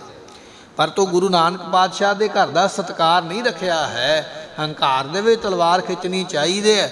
ਰਾਜ ਤੇ ਤੈਨੂੰ ਹੁਣ ਵੀ ਦੇਵਾਂਗੇ, ਪਰ ਇਹਦੇ ਵਾਸਤੇ ਹੁਣ ਥੋੜਾ ਸਮਾਂ ਪਵੇਗਾ। ਇਸ ਕਰਕੇ ਜਾ ਫੌਜਾਂ ਨੂੰ ਇਕੱਠੀਆਂ ਕਰ, ਫਿਰ ਜੰਗ ਕਰੇਗਾ, ਰਾਜ ਭਾਗ ਦਾ ਮਾਲਕ ਬਣੇਗਾ। ਗੁਰਮੁਖੋ ਇੱਕ ਤਲਵਾਰ ਦੇ ਮੁੱਠੇ ਤੇ ਹੱਥ ਰੱਖਣ ਕਰਕੇ 12 ਸਾਲ ਹਿਮਾਯੂ ਬਾਦਸ਼ਾਹ ਨੂੰ ਫੌਜਾਂ ਇਕੱਠੀਆਂ ਕਰਦਿਆਂ, ਦੇਸ਼ ਦੀ ਮਿੱਟੀ ਭਖਦਿਆਂ, ਘੱਟੇ ਵਿੱਚ ਘਟਾ, ਮਿੱਟੀ ਵਿੱਚ ਮਿੱਟੀ ਹੁੰਦਿਆਂ ਲੱਗਿਆ। 12 ਸਾਲਾਂ ਬਾਅਦ ਜਾ ਕੇ ਫਿਰ ਹਮਲਾ ਕੀਤਾ, ਫਿਰ ਦਿੱਲੀ ਦੇ ਤਖਤ ਦਾ ਮਾਲਕ ਬਣਿਆ। ਗੁਰੂ ਅੰਗਦ ਦੇ ਪਾਤਸ਼ਾਹ ਐਸੇ ਨੇ, ਕਹਿਣ ਲੱਗੇ ਆਪ ਵੀ ਖਰਚਦੇ ਪਏ ਦਾਤਾਂ ਗੁਰੂ ਨਾਨਕ ਸਾਹਿਬ ਦੀਆਂ। ਜਿਹੜਾ ਕੋਈ ਸ਼ਰਨ ਆ ਜਾਂਦਾ ਹਿਮਾਯੂ ਵਰਗਾ, ਦਬੱਟੀਏ ਦਵਾ ਦਬ ਉਹਨੂੰ ਵੀ ਵੰਡੀ ਜਾ ਰਿਹਾ, ਰਾਜ ਹੀ ਬਖਸ਼ਿਸ਼ ਕਰ ਦਿੰਦੇ। ਐਸੀ ਮਹਿਮਾ ਆਪ ਜੀ ਦੀ ਵੱਡੀ ਹੈ। ਹੋਵੇ ਸਿਫਤ ਕਸੰਬ ਦੀ। ਸਤਿਗੁਰੂ ਪਾਤਸ਼ਾਹ ਜੀ ਆਪ ਜੀ ਦੇ ਦਰਬਾਰ ਦੇ ਵਿੱਚ ਗੁਰੂ ਅੰਗਦ ਦੇ ਮਹਾਰਾਜ ਜੀ ਜੋ ਮਾਲਕ ਗੁਰੂ ਨਾਨਕ ਪਾਤਸ਼ਾਹ ਨੇ ਉਹਨਾਂ ਦੀ ਸਿਫਤ ਹੋ ਰਹੀ ਹੈ। ਹੋਵੇ ਸਿਫਤ ਖਸਮ ਦੀ, ਜੋ ਖਸਮ ਨੇ ਨਾ ਮਾਲਕ ਗੁਰੂ ਨਾਨਕ ਦੇਵ ਜੀ, ਉਹਨਾਂ ਦੀ ਸਿਫਤ ਗੁਰੂ ਅੰਗਦ ਦੇ ਪਾਤਸ਼ਾਹ ਤੁਹਾਡੇ ਦਰਬਾਰ ਵਿੱਚ ਹੋ ਰਹੀ ਹੈ। ਨੂਰ ਅਰਸੋਂ ਕੁਰਸੋਂ ਝਟਿਆ। ਇਸੇ ਤਰ੍ਹਾਂ ਅਰਸ ਨਾਮ ਆਕਾਸ਼ ਦਾ ਹੈ ਤੇ ਕੁਰਸ ਨਾਮ ਗੁਰਮੁਖੋ ਬੈਕੁੰਠ ਦਾ ਹੈ। ਆਕਾਸ਼ ਦੇ ਵਿੱਚੋਂ ਤੇ ਬੈਕੁੰਠ ਦੇ ਵਿੱਚੋਂ ਪਾਤਸ਼ਾਹ ਜੀ ਆਪ ਜੀ ਦੇ ਉੱਪਰ ਪ੍ਰਕਾਸ਼ ਹੀ ਪ੍ਰਕਾਸ਼ ਜਿਹੜਾ ਹੈ ਉਹ ਝੁੱਲ ਰਿਹਾ ਹੈ। ਕਹਿ ਲਈਏ ਪ੍ਰਕਾਸ਼ ਹੀ ਪ੍ਰਕਾਸ਼ ਆਪ ਜੀ ਦੇ ਉੱਪਰ ਪੈ ਰਿਹਾ ਹੈ, ਫਿਰ ਬਖਸ਼ਿਸ਼ ਕਰਦੇ ਹਨ। ਹੋਵੇ ਸਿਫਤ ਕਸਮ ਦੀ, ਨੂਰ ਅਰਸੋਂ ਕੁਰਸੋਂ ਝਟਿਆ। ਸਤਿਗੁਰੂ ਬਖਸ਼ਿਸ਼ ਕਰਦੇ। ਗੁਰਮੁਖੋ ਅਰਸ ਤੋਂ ਭਾਵ ਲੈ ਲੈਣਾ ਹੈ ਕਿ ਜਿਹੜਾ ਆਕਾਸ਼ ਹੈ, ਤੇ ਆਕਾਸ਼ ਤੋਂ ਭਾਵ ਲੈ ਲੈਣਾ ਬੈਕੁੰਠ ਹੈ। ਕਹਿਣ ਲੱਗੇ ਬੈਕੁੰਠ ਤੋਂ ਵੀ ਪਾਤਸ਼ਾਹ ਜੀ ਆਪ ਜੀ ਦੇ ਉੱਪਰ ਪ੍ਰਕਾਸ਼ ਪੈ ਰਿਹਾ ਹੈ, ਨੂਰ ਪੈ ਰਿਹਾ ਹੈ। ਅਤੇ ਕੁਰਸੋਂ ਤੋਂ ਭਾਵ ਵਿਦਵਾਨਾਂ ਨੇ ਲਿਖਿਆ ਹੈ ਜੋ ਭਗਵਾਨ ਜੀ ਦਾ ਤਖਤ ਹੈ, ਉਸ ਤਖਤ ਤੋਂ ਵੀ ਆਪ ਜੀ ਦੇ ਉੱਪਰ ਪ੍ਰਕਾਸ਼ ਹੀ ਪ੍ਰਕਾਸ਼ ਪੈ ਰਿਹਾ ਹੈ। ਐਸੀ ਆਪ ਜੀ ਦੀ ਸੋਭਾ ਦੇ ਮਾਲਕ ਹੋ। ਭਾਵ ਕਿ ਬ੍ਰਹਮਾਨੰਦ ਜਿਹੜਾ ਹੈ ਨਾ ਉਹ ਆਪ ਜੀ ਦੇ ਉੱਪਰ ਵਰਖਾ ਕਰਦਾ ਪਿਆ ਹੈ। ਐਸੇ ਬ੍ਰਹਮ ਆਨੰਦ ਵਿੱਚ ਆਪ ਜੀ ਲੀਨ ਹੋਏ ਰਹਿੰਦੇ ਹੋ। ਐਸੀ ਆਪ ਦਾਤ ਦੇਣ ਵਾਲੇ ਹੋ। ਤੁਧ ਡਿੱਠੇ ਸੱਚੇ ਪਾਤਸ਼ਾਹ। ਐ ਸੱਚੇ ਪਾਤਸ਼ਾਹ ਗੁਰੂ ਅੰਗਦ ਦੇ ਮਹਾਰਾਜ ਜੀ ਤੁਹਾਡੇ ਦਰਸ਼ਨ ਕਰਕੇ ਜਿਹੜਾ ਕੋਈ ਤੁਹਾਡੇ ਦਰਸ਼ਨ ਕਰ ਲੈਂਦਾ ਹੈ, ਮਲ ਜਨਮ ਜਨਮ ਦੀ ਕੱਟਿਆ। ਉਹਦੀ ਜਨਮਾਂ ਜਨਮਾਤਰਾਂ ਦੀ ਮੈਲ ਕੱਟੀ ਜਾਂਦੀ ਹੈ। ਜਨਮ ਉਹ ਹੈ ਜਿਹੜਾ ਸਾਨੂੰ ਇਹ ਮਿਲਿਆ ਹੋਇਆ, ਇਹਨੂੰ ਜਨਮ ਕਿਹਾ ਜਾਂਦਾ। ਜਨਮਾਂਤਰ ਜਿਹੜੇ ਪਿੱਛੇ ਅਸੀਂ ਕਈ ਜਨਮ ਲਏ ਉਹਨਾਂ ਨੂੰ ਜਨਮਾਂਤਰ ਕਿਹਾ ਜਾਂਦਾ ਹੈ। ਸਾਡੇ ਇਸ ਆਤਮਾ ਨੂੰ ਇਸ ਜਨਮ ਦੀ ਵੀ ਮੈਲ ਹੈ ਤੇ ਪਿਛਲੇ ਜਨਮਾਂ ਦੀ ਵੀ ਮੈਲ ਹੈ। ਭਰੀਐ ਮਤ ਪਾਪਾਂ ਕੈ ਸੰਗ, ਜਨਮ ਜਨਮ ਕੀ ਇਸ ਮਨ ਕੋ ਮਨ ਲਾਗੀ। ਇਸ ਆਤਮਾ ਨੂੰ ਮੈਲ ਲੱਗੀ ਕਈ ਜਨਮਾਂ ਜਨਮਾਤਰਾਂ ਦੀ। ਗੁਰੂ ਅੰਗਦ ਦੇ ਪਾਤਸ਼ਾਹ ਜੀ ਤੁਹਾਡੇ ਦਰਸ਼ਨ ਕਰਕੇ ਮਲ ਜਨਮ ਜਨਮ ਦੀ ਕੱਟੀ ਹੈ। ਜਨਮਾਂ ਜਨਮਾਤਰਾਂ ਦੀ ਮੈਲ ਕੱਟੀ ਜਾਂਦੀ, ਦੂਰ ਹੋ ਜਾਂਦੀ ਹੈ। ਐਸੀ ਆਪ ਦੀ ਬਖਸ਼ਿਸ਼ ਕਰਨ ਵਾਲੇ ਹੋ। ਸਤਿਗੁਰੂ ਤੁਹਾਡੇ ਦਰਸ਼ਨ ਐਸੇ ਨੇ ਤੁਧ ਡਿੱਠੇ ਸੱਚੇ ਪਾਤਸ਼ਾਹ। ਗੁਰਮੁਖੋ ਇਤਿਹਾਸ ਵਿੱਚ ਬਚਨ ਆਉਂਦਾ ਹੈ ਜਿਹੜੇ ਕੋਈ ਕੋੜੀ, ਕੋਈ ਰੋਗੀ, ਕੋਈ ਬਿਮਾਰ ਮੰਜਿਆਂ ਤੇ ਪਾ ਕੇ ਉਹਨਾਂ ਦੇ ਪਰਿਵਾਰ ਖਡੂਰ ਸਾਹਿਬ ਦੀ ਧਰਤੀ ਤੇ ਲੈ ਕੇ ਆਉਂਦੇ, ਤੇ ਜਦੋਂ ਗੁਰੂ ਅੰਗਦ ਦੇ ਪਾਤਸ਼ਾਹ ਦੀ ਨਿਗਾਹ ਪੈਂਦੀ ਨਾ, ਜਿਹੜੇ ਮੰਜਿਆਂ ਤੇ ਲੰਮੇ ਪੈ ਕੇ ਆਏ ਨਾ ਕੋੜੀ, ਬਿਮਾਰ ਤੇ ਰੋਗੀ, ਉਹ ਆਪਣੇ ਸਰੀਰਾਂ ਦੇ ਨਾਲ ਆਪ ਤੁਰ ਕੇ ਆਪਣੇ ਘਰਾਂ ਨੂੰ ਜਾਂਦੇ। ਐਸੇ ਸਤਿਗੁਰੂ ਅੰਗਦ ਦੇ ਪਾਤਸ਼ਾਹ ਦੇ ਦਰਸ਼ਨ ਜਿਹੜਾ ਦਰਸ਼ਨ ਕਰਦਾ ਹੈ ਉਹਦੀਆਂ ਬਿਮਾਰੀਆਂ ਰੋਗ ਸਤਿਗੁਰੂ ਆਪ ਕੱਟ ਦਿੰਦੇ। ਤੁਧ ਡਿੱਠੇ ਸੱਚੇ ਪਾਤਸ਼ਾਹ। ਸੱਚੇ ਪਾਤਸ਼ਾਹ ਗੁਰੂ ਅੰਗਦ ਦੇ ਮਹਾਰਾਜ ਜੀ ਆਪ ਜੀ ਦਾ ਦਿਦਾਰਾ ਹੀ ਇਸ ਤਰ੍ਹਾਂ ਦਾ ਹੈ, ਜਿਹੜਾ ਕਰ ਲੈਂਦਾ ਹੈ ਉਹਦੇ ਮੈਲਾਂ ਵੀ ਕੱਟ ਦਿੰਦੇ, ਉਹਦੇ ਆਪ ਜੀ ਰੋਗ ਕੱਟ ਦਿੰਦੇ ਹੋ। ਸੱਚ ਜੇ ਗੁਰ ਫਰਮਾਇਆ। ਜੋ ਗੁਰੂ ਪਾਤਸ਼ਾਹ ਗੁਰੂ ਨਾਨਕ ਦੇਵ ਪਾਤਸ਼ਾਹ ਨੇ ਜੋ ਵੀ ਹੁਕਮ ਫਰਮਾਇਆ ਹੈ ਉਹਨੂੰ ਤੁਸੀਂ ਸੱਚ ਕਰਕੇ ਮੰਨਿਆ ਹੈ। ਗੁਰੂ ਅੰਗਦ ਦੇਵ ਪਾਤਸ਼ਾਹ ਜਿਹੜੇ ਜਿਹੜੇ ਹੁਕਮ ਫਰਮਾਇਆ, ਗੁਰੂ ਨਾਨਕ ਦੇ ਪਾਤਸ਼ਾਹ ਨੇ ਜਿਹੜੇ ਵੀ ਹੁਕਮ ਫਰਮਾਏ ਉਹ ਤੁਸੀਂ ਆਪ ਜੀ ਨੇ ਸੱਚ ਬਚਨ ਕਹਿ ਕੇ ਉਹਨਾਂ ਬਚਨਾਂ ਨੂੰ ਮੰਨਿਆ ਹੈ। ਕਿਉਂ ਏਦੋਂ ਬੋਲੋਂ ਹਟਿਆ, ਇਦੋਂ ਤੋਂ ਭਾਵ ਹੈ ਕਿਉਂ ਜਾਂ ਕਿਵੇਂ ਆਪ ਜੀ ਉਹਨਾਂ ਬਚਨਾਂ ਤੋਂ ਹਟ ਸਕਦੇ ਹੋ? ਨਹੀਂ, ਆਪ ਜੀ ਕਿਸੇ ਬਚਨ ਤੋਂ ਹਟ ਹੀ ਨਹੀਂ ਸਕਦੇ।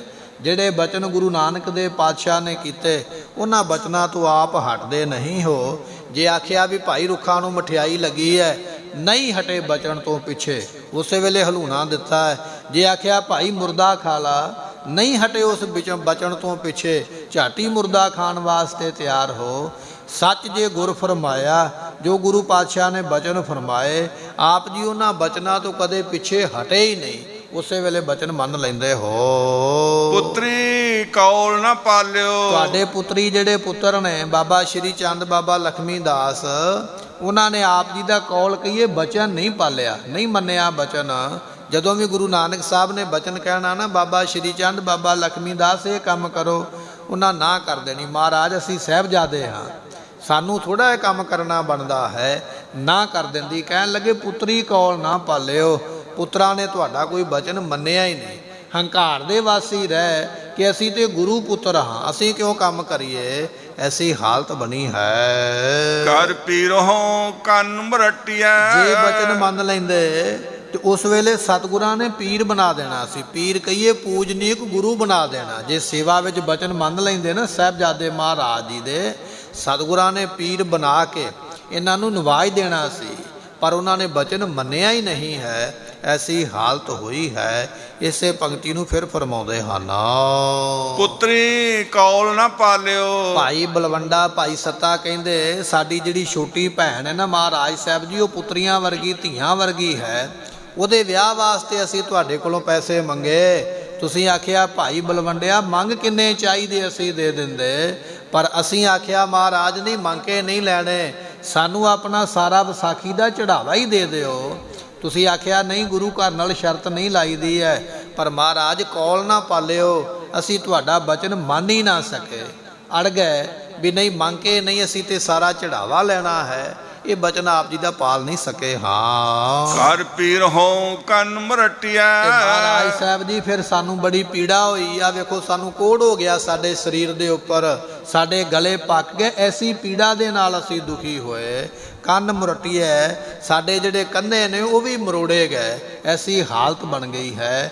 ਇਹ ਸਾਨੂੰ ਸਜ਼ਾ ਮਿਲੀ ਹੈ ਸਾਡੇ ਕੀਤੇ ਹੋਏ ਕੰਮ ਦੀ, ਐਸੀ ਸਾਡੀ ਹਾਲਤ ਹੈ। ਦਿਲ ਖੋਟਾ ਆਕੀ ਫਿਰਨ, ਅਸੀਂ ਦਿਲ ਦੇ ਖੋਟੇ ਤੇ ਹੰਕਾਰੀ ਹੋ ਕੇ ਫਿਰਦੇ ਹਾਂ। ਧਨ ਭਾਰ ਉਚਾਇਨ ਛਟਿਆ, ਇਹ ਹੰਕਾਰ ਦਾ ਭਾਰ ਇਹ ਛੱਡ ਚੁੱਕ ਕੇ ਤੁਰੇ ਫਿਰਦੇ। ਇਸ ਤੋਂ ਪਹਿਲੀ ਪੰਕਤੀ ਨੂੰ ਫਿਰ ਫਰਮਾਉਂਦੇ ਹਨ, ਪੁੱਤਰੇ ਕੌਲ ਨਾ ਪਾਲਿਓ। ਪੁੱਤਰੀ ਕੌਣ ਹੈ? ਗੁਰਮੁਖੋ ਪੁੱਤਰਾਂ ਆਪਾਂ ਜਿੰਨੇ ਸੰਸਾਰ ਵਿੱਚ ਜੰਮ ਕੇ ਆਪਾਂ ਜੀਵ ਆਏ ਹਨ, ਇਸ ਸੰਸਾਰ ਵਿੱਚ ਜਿੰਨੇ ਵੀ ਆਪਾਂ ਜੰਮ ਕੇ ਆਏ ਆ, ਅਸੀਂ ਪੁੱਤਰ ਹਾਂ ਨਿਰੰਕਾਰ ਪਰਮੇਸ਼ਰ ਦੇ, ਜਾਂ ਕਹਿ ਲਈਏ ਗੁਰੂ ਪਾਤਸ਼ਾਹ ਦੇ। ਪਰ ਬਚਨ ਤੇ ਗੁਰਮੁਖੋ ਕਦੇ ਆਪਾਂ ਵੀ ਨਹੀਂ ਮੰਨਿਆ ਹੈ, ਪੁੱਤਰੀ ਕੌਲ ਨਾ ਪਾਲਿਓ। ਇਹ ਜਿਹੜਾ ਪੁੱਤਰ ਹੈ ਨਾ, ਸੰਸਾਰ ਵਿੱਚ ਰਹਿਣ ਵਾਲੇ ਲੋਕਾਂ ਨੇ ਕਦੇ ਵੀ ਬਚਨ ਨਹੀਂ ਮੰਨਿਆ ਹੈ ਗੁਰੂ ਪਰਮੇਸ਼ਰ ਦਾ। ਅਸੀਂ ਹਮੇਸ਼ਾ ਬਚਨ ਤੋਂ ਭੱਜਦੇ ਹੀ ਰਹਿੰਦੇ ਹਾਂ ਵੀ ਗੁਰੂ ਦਾ ਇਹ ਹੁਕਮ ਨਾ ਮੰਨਣਾ ਪਵੇ, ਗੁਰੂ ਦੀ ਇਹ ਮਰਿਆਦਾ ਨਾ ਮੰਨਣੀ ਪਵੇ। ਹਰੇਕ ਤਰੀਕੇ ਨਾਲ ਭੱਜਦੇ ਹੀ ਹਾਂ ਗੁਰੂ ਦੇ ਬਚਨਾਂ ਤੋਂ। ਜੇ ਗੁਰੂ ਪਾਤਸ਼ਾਹ ਕਹਿੰਦੇ ਕੇਸ ਰੱਖ, ਸਾਨੂੰ ਰੱਖਣੇ ਚੰਗੇ ਨਹੀਂ ਲੱਗਦੇ। ਜੇ ਅਸੀਂ ਰੱਖ ਵੀ ਲਈਏ ਫਿਰ ਉਸ ਨੂੰ ਜਾ ਕੇ ਉਥੋਂ ਮਸ਼ੀਨ ਦੇ ਨਾਲ ਇਕੱਠੇ ਜੇ ਕਰਵਾ ਲਿਆਈਦਾ, ਕਰਲੰਗ ਕਰ ਲਈਦੀ ਹੈ। ਆਖੀਦਾ ਚਲੋ ਇਹ ਤੇ ਕਰਨ ਦਿਓ ਨਾ, ਕਿਸੇ ਨਾ ਕਿਸੇ ਤਰੀਕੇ ਨਾਲ ਬਚਨ ਤੋੜਦੇ ਹੀ ਪਏ ਆ, ਮਰਿਆਦਾ ਤੋਂ ਪਰੇ ਹੋ ਜਾਈਦਾ ਹੈ। ਗੁਰੂ ਕੇ ਸਿੱਖ ਦੇ ਕੇਸਾਂ ਦੇ ਨਾਲ ਕਿਸੇ ਤਰ੍ਹਾਂ ਦੀ ਕੋਈ ਛੇੜਛਾੜ ਨਹੀਂ ਹੋਣੀ ਚਾਹੀਦੀ, ਭਾਵੇਂ ਉਹ ਕਿਸੇ ਵੀ ਤਰ੍ਹਾਂ ਦੀ ਹੋਵੇ। ਭਾਵੇਂ ਕੋਈ ਮਸ਼ੀਨ ਦੇ ਨਾਲ ਠੱਪਾ ਲਵਾ ਲੈਂਦਾ, ਭਾਵੇਂ ਕੋਈ ਕਟਾ ਲੈਂਦਾ ਹੈ, ਇਹ ਗੁਰੂ ਮਰਿਆਦਾ ਵਿੱਚ ਨਹੀਂ ਹੈ। ਜੇ ਕਿਸੇ ਦੇ ਮਨ ਵਿੱਚ ਸ਼ੰਕਾ ਹੈ ਨਾ, ਕਦੇ ਇਸ ਤਰ੍ਹਾਂ ਕਰਕੇ ਪੰਜਾਂ ਪਿਆਰਿਆਂ ਦੇ ਕੋਲ ਜਾਇਓ ਤੇ ਉਹ ਤੁਹਾਨੂੰ ਪੂਰੀ ਕੇਸ ਕੱਟਣ ਦੀ ਤਨਖਾਹ ਲਾਉਣਗੇ। ਭਾਵੇਂ ਕਿ ਤੂੰ ਆਪਣੇ ਮਨ 'ਚ ਇਹ ਵੀ ਮੈਂ ਤੇ ਕੁਝ ਵੀ ਨਹੀਂ ਕੀਤਾ, ਮੈਂ ਤੇ ਕੇਵਲ ਸਿੱਕਾ ਜਿਹਾ ਲਵਾ ਕੇ ਇਕੱਠੇ ਕਰ ਲਏ ਨੇ, ਪਰ ਉੱਥੇ ਤਨਖਾਹ ਕੇਸ ਕੱਟਣ ਦੀ ਲੱਗਣੀ ਹੈ ਵੀ ਤੂੰ ਕੇਸਾਂ ਦੀ ਬੇਅਦਬੀ ਕਰਕੇ ਆਇਆ ਹੈ। ਬਚਨ ਆਪਾਂ ਵੀ ਨਹੀਂ ਮੰਨਦੇ ਪਏ। ਸਾਡੇ ਵਾਂਗ ਕਈ ਹੋਰ ਨੇ ਜਿਹੜੇ ਬਚਨ ਨਹੀਂ ਮੰਨਦੇ। ਕਹਿਣ ਲੱਗੇ ਪੁੱਤਰੀ ਕੌਲ ਨਾ ਪਾਲਿਓ। ਇਹ ਜਿਹੜਾ ਸੰਸਾਰ ਰੂਪੀ ਪੁੱਤਰ ਹੈ, ਇਹ ਮਰਿਆਦਾ ਰੂਪੀ ਹੁਕਮ ਨੂੰ ਮੰਨਦਾ ਨਹੀਂ ਹੈ। ਕਰ ਪੀਰ ਹੋਂ ਕੰਨ ਮਰਟਿਆ। ਤੇ ਫਿਰ ਸਾਨੂੰ ਪੀੜਾ ਤੇ ਤਾਂ ਹੀ ਹੋ ਰਹੀ ਹੈ ਨਾ, ਜੰਮਣ ਦੀ ਪੀੜਾ, ਮਰਨ ਦੀ ਪੀੜਾ। ਇਹ ਜੰਮਣ ਮਰਨ ਦੀ ਪੀੜਾ ਹੈ। ਕੰਨ ਮੁਰਟੀ ਹੈ, ਜਿਹੜਾ ਜਮਦੂਤ ਹੈ ਉਹ ਸਾਡੇ ਕੰਨ ਮਰੋੜ ਦੇਵੇਗਾ, ਸਾਡੇ ਕੰਢੇ ਮਰੋੜੇ ਜਾਣਗੇ। ਫਰੀਦਾ ਜਿੰਦ ਨਿਮਾਣੀ ਕੱਢੀ ਹੈ, ਹੱਡਾਂ ਕੂ ਕੜਕਾਏ। ਹੱਡੀਆਂ ਨੂੰ ਤੋੜ ਤੋੜ ਕੇ ਜਿੰਦ ਕੱਢ ਕੇ ਜੰਮ ਲੈ ਕੇ ਜਾਵੇਗਾ। ਮਰਿਆਦਾ ਨਾ ਮੰਨਣ ਵਾਲੇ, ਬਚਨ ਹੁਕਮ ਨਾ ਮੰਨਣ ਵਾਲਿਆਂ ਨੂੰ ਐਸਾ ਦੁੱਖ ਮਿਲਦਾ ਹੈ। ਦਿਲ ਖੋਟਾ ਆਕੀ ਫਿਰਨ। ਗੁਰੂ ਪਾਤਸ਼ਾਹ ਤੁਹਾਡੇ ਪੁੱਤਰ ਜਿਹੜੇ ਸਨ ਉਹ ਦਿਲ ਵਿੱਚ ਹੰਕਾਰ ਹੋਣ ਕਰਕੇ ਆਕੀ ਹੋਏ ਫਿਰਦੇ ਵੀ ਸਾਨੂੰ ਬਚਨ ਮੰਨਣ ਦੀ ਲੋੜ ਨਹੀਂ ਹੈ। ਮਨ ਭਾਰ ਉਚੈਨ ਛਟਿਆ। ਇਸ ਕਰਕੇ ਹੰਕਾਰ ਦਾ ਭਾਰ, ਹੰਕਾਰ ਰੂਪੀ ਛੱਟ ਜਿਹੜੀ ਆ ਉਹ ਬੰਨ ਕੇ, ਜਿਵੇਂ ਗਧੇ ਦੇ ਉੱਪਰ ਛੱਟ ਲੱਦੀ ਜਾਂਦੀ ਹੈ ਨਾ, ਸਮਾਨ ਲੱਦਿਆ ਜਾਂਦਾ, ਇਹ ਸੰਸਾਰੀ ਲੋਪ ਹੰਕਾਰ ਦੀ ਜਿਹੜੀ ਛੱਟ ਹੈ ਇਹ ਬੰਨ ਕੇ ਆਪਣੇ ਉੱਪਰ ਤੁਰੇ ਫਿਰਦੇ। ਐਸੀ ਇਹਨਾਂ ਦੀ ਹਾਲਤ ਹੈ, ਤਾਂ ਹੀ ਇਹ ਜਿਹੜੇ ਨੇ ਖਾਲੀ ਰਹਿ ਗਏ ਨੇ। ਪੁੱਤਰਾਂ ਦੀ ਵੀ ਐਸੀ ਹਾਲਤ ਬਣੀ ਹੈ। ਜਿਨ ਆਖੀ ਸੋਈ ਕਰੈ। ਜਿਸ ਪਰਮੇਸ਼ਰ ਨੇ ਇਹ ਬਚਨ ਆਖਿਆ ਹੈ, ਜਿਨ ਕੀਤੀ ਤਿਨੈ ਥਟਿਆ। ਜਿਸ ਪਰਮਾਤਮਾ ਨੇ ਇਹ ਸ੍ਰਿਸ਼ਟੀ ਥਟਿਆ ਕਹੀਏ ਬਣਾਈ ਹੈ, ਜਿਨੇ ਸੰਸਾਰ ਦੀ ਰਚਨਾ ਬਣਾਈ ਹੈ, ਉਸੇ ਪਰਮੇਸ਼ਰ ਨੇ ਗੁਰੂ ਨਾਨਕ ਰੂਪ ਹੋ ਕੇ ਗੁਰਤਾ ਗੱਦੀ ਦੇ ਥਾਟ ਨੂੰ ਬਣਾਇਆ ਹੈ। ਉਸੇ ਗੁਰੂ ਨਾਨਕ ਪਾਤਸ਼ਾਹ ਨੇ ਗੁਰਤਾ ਗੱਦੀ ਤੇ ਬੈਠ ਕੇ ਹੁਕਮ ਕੀਤਾ ਹੈ। ਉਸੇ ਬਚਨ ਨੂੰ ਭਾਈ ਲਹਿਣਾ ਸਾਹਿਬ ਜੀ ਆਪ ਜੀ ਨੇ ਸੇਵਕ ਬਣ ਕੇ ਬਚਨ ਨੂੰ ਮੰਨਿਆ ਹੈ। ਕੌਣ ਹਾਰੈ ਕਿਨ ਵਟਿਆ। ਗੁਰਮੁਖੋ ਹੁਣ ਅੱਗੇ ਜਾ ਕੇ ਪਤਾ ਲੱਗੇਗਾ ਹਾਰਿਆ ਕੌਣ ਹੈ ਤੇ ਜਿੱਤਿਆ ਕੌਣ ਹੈ।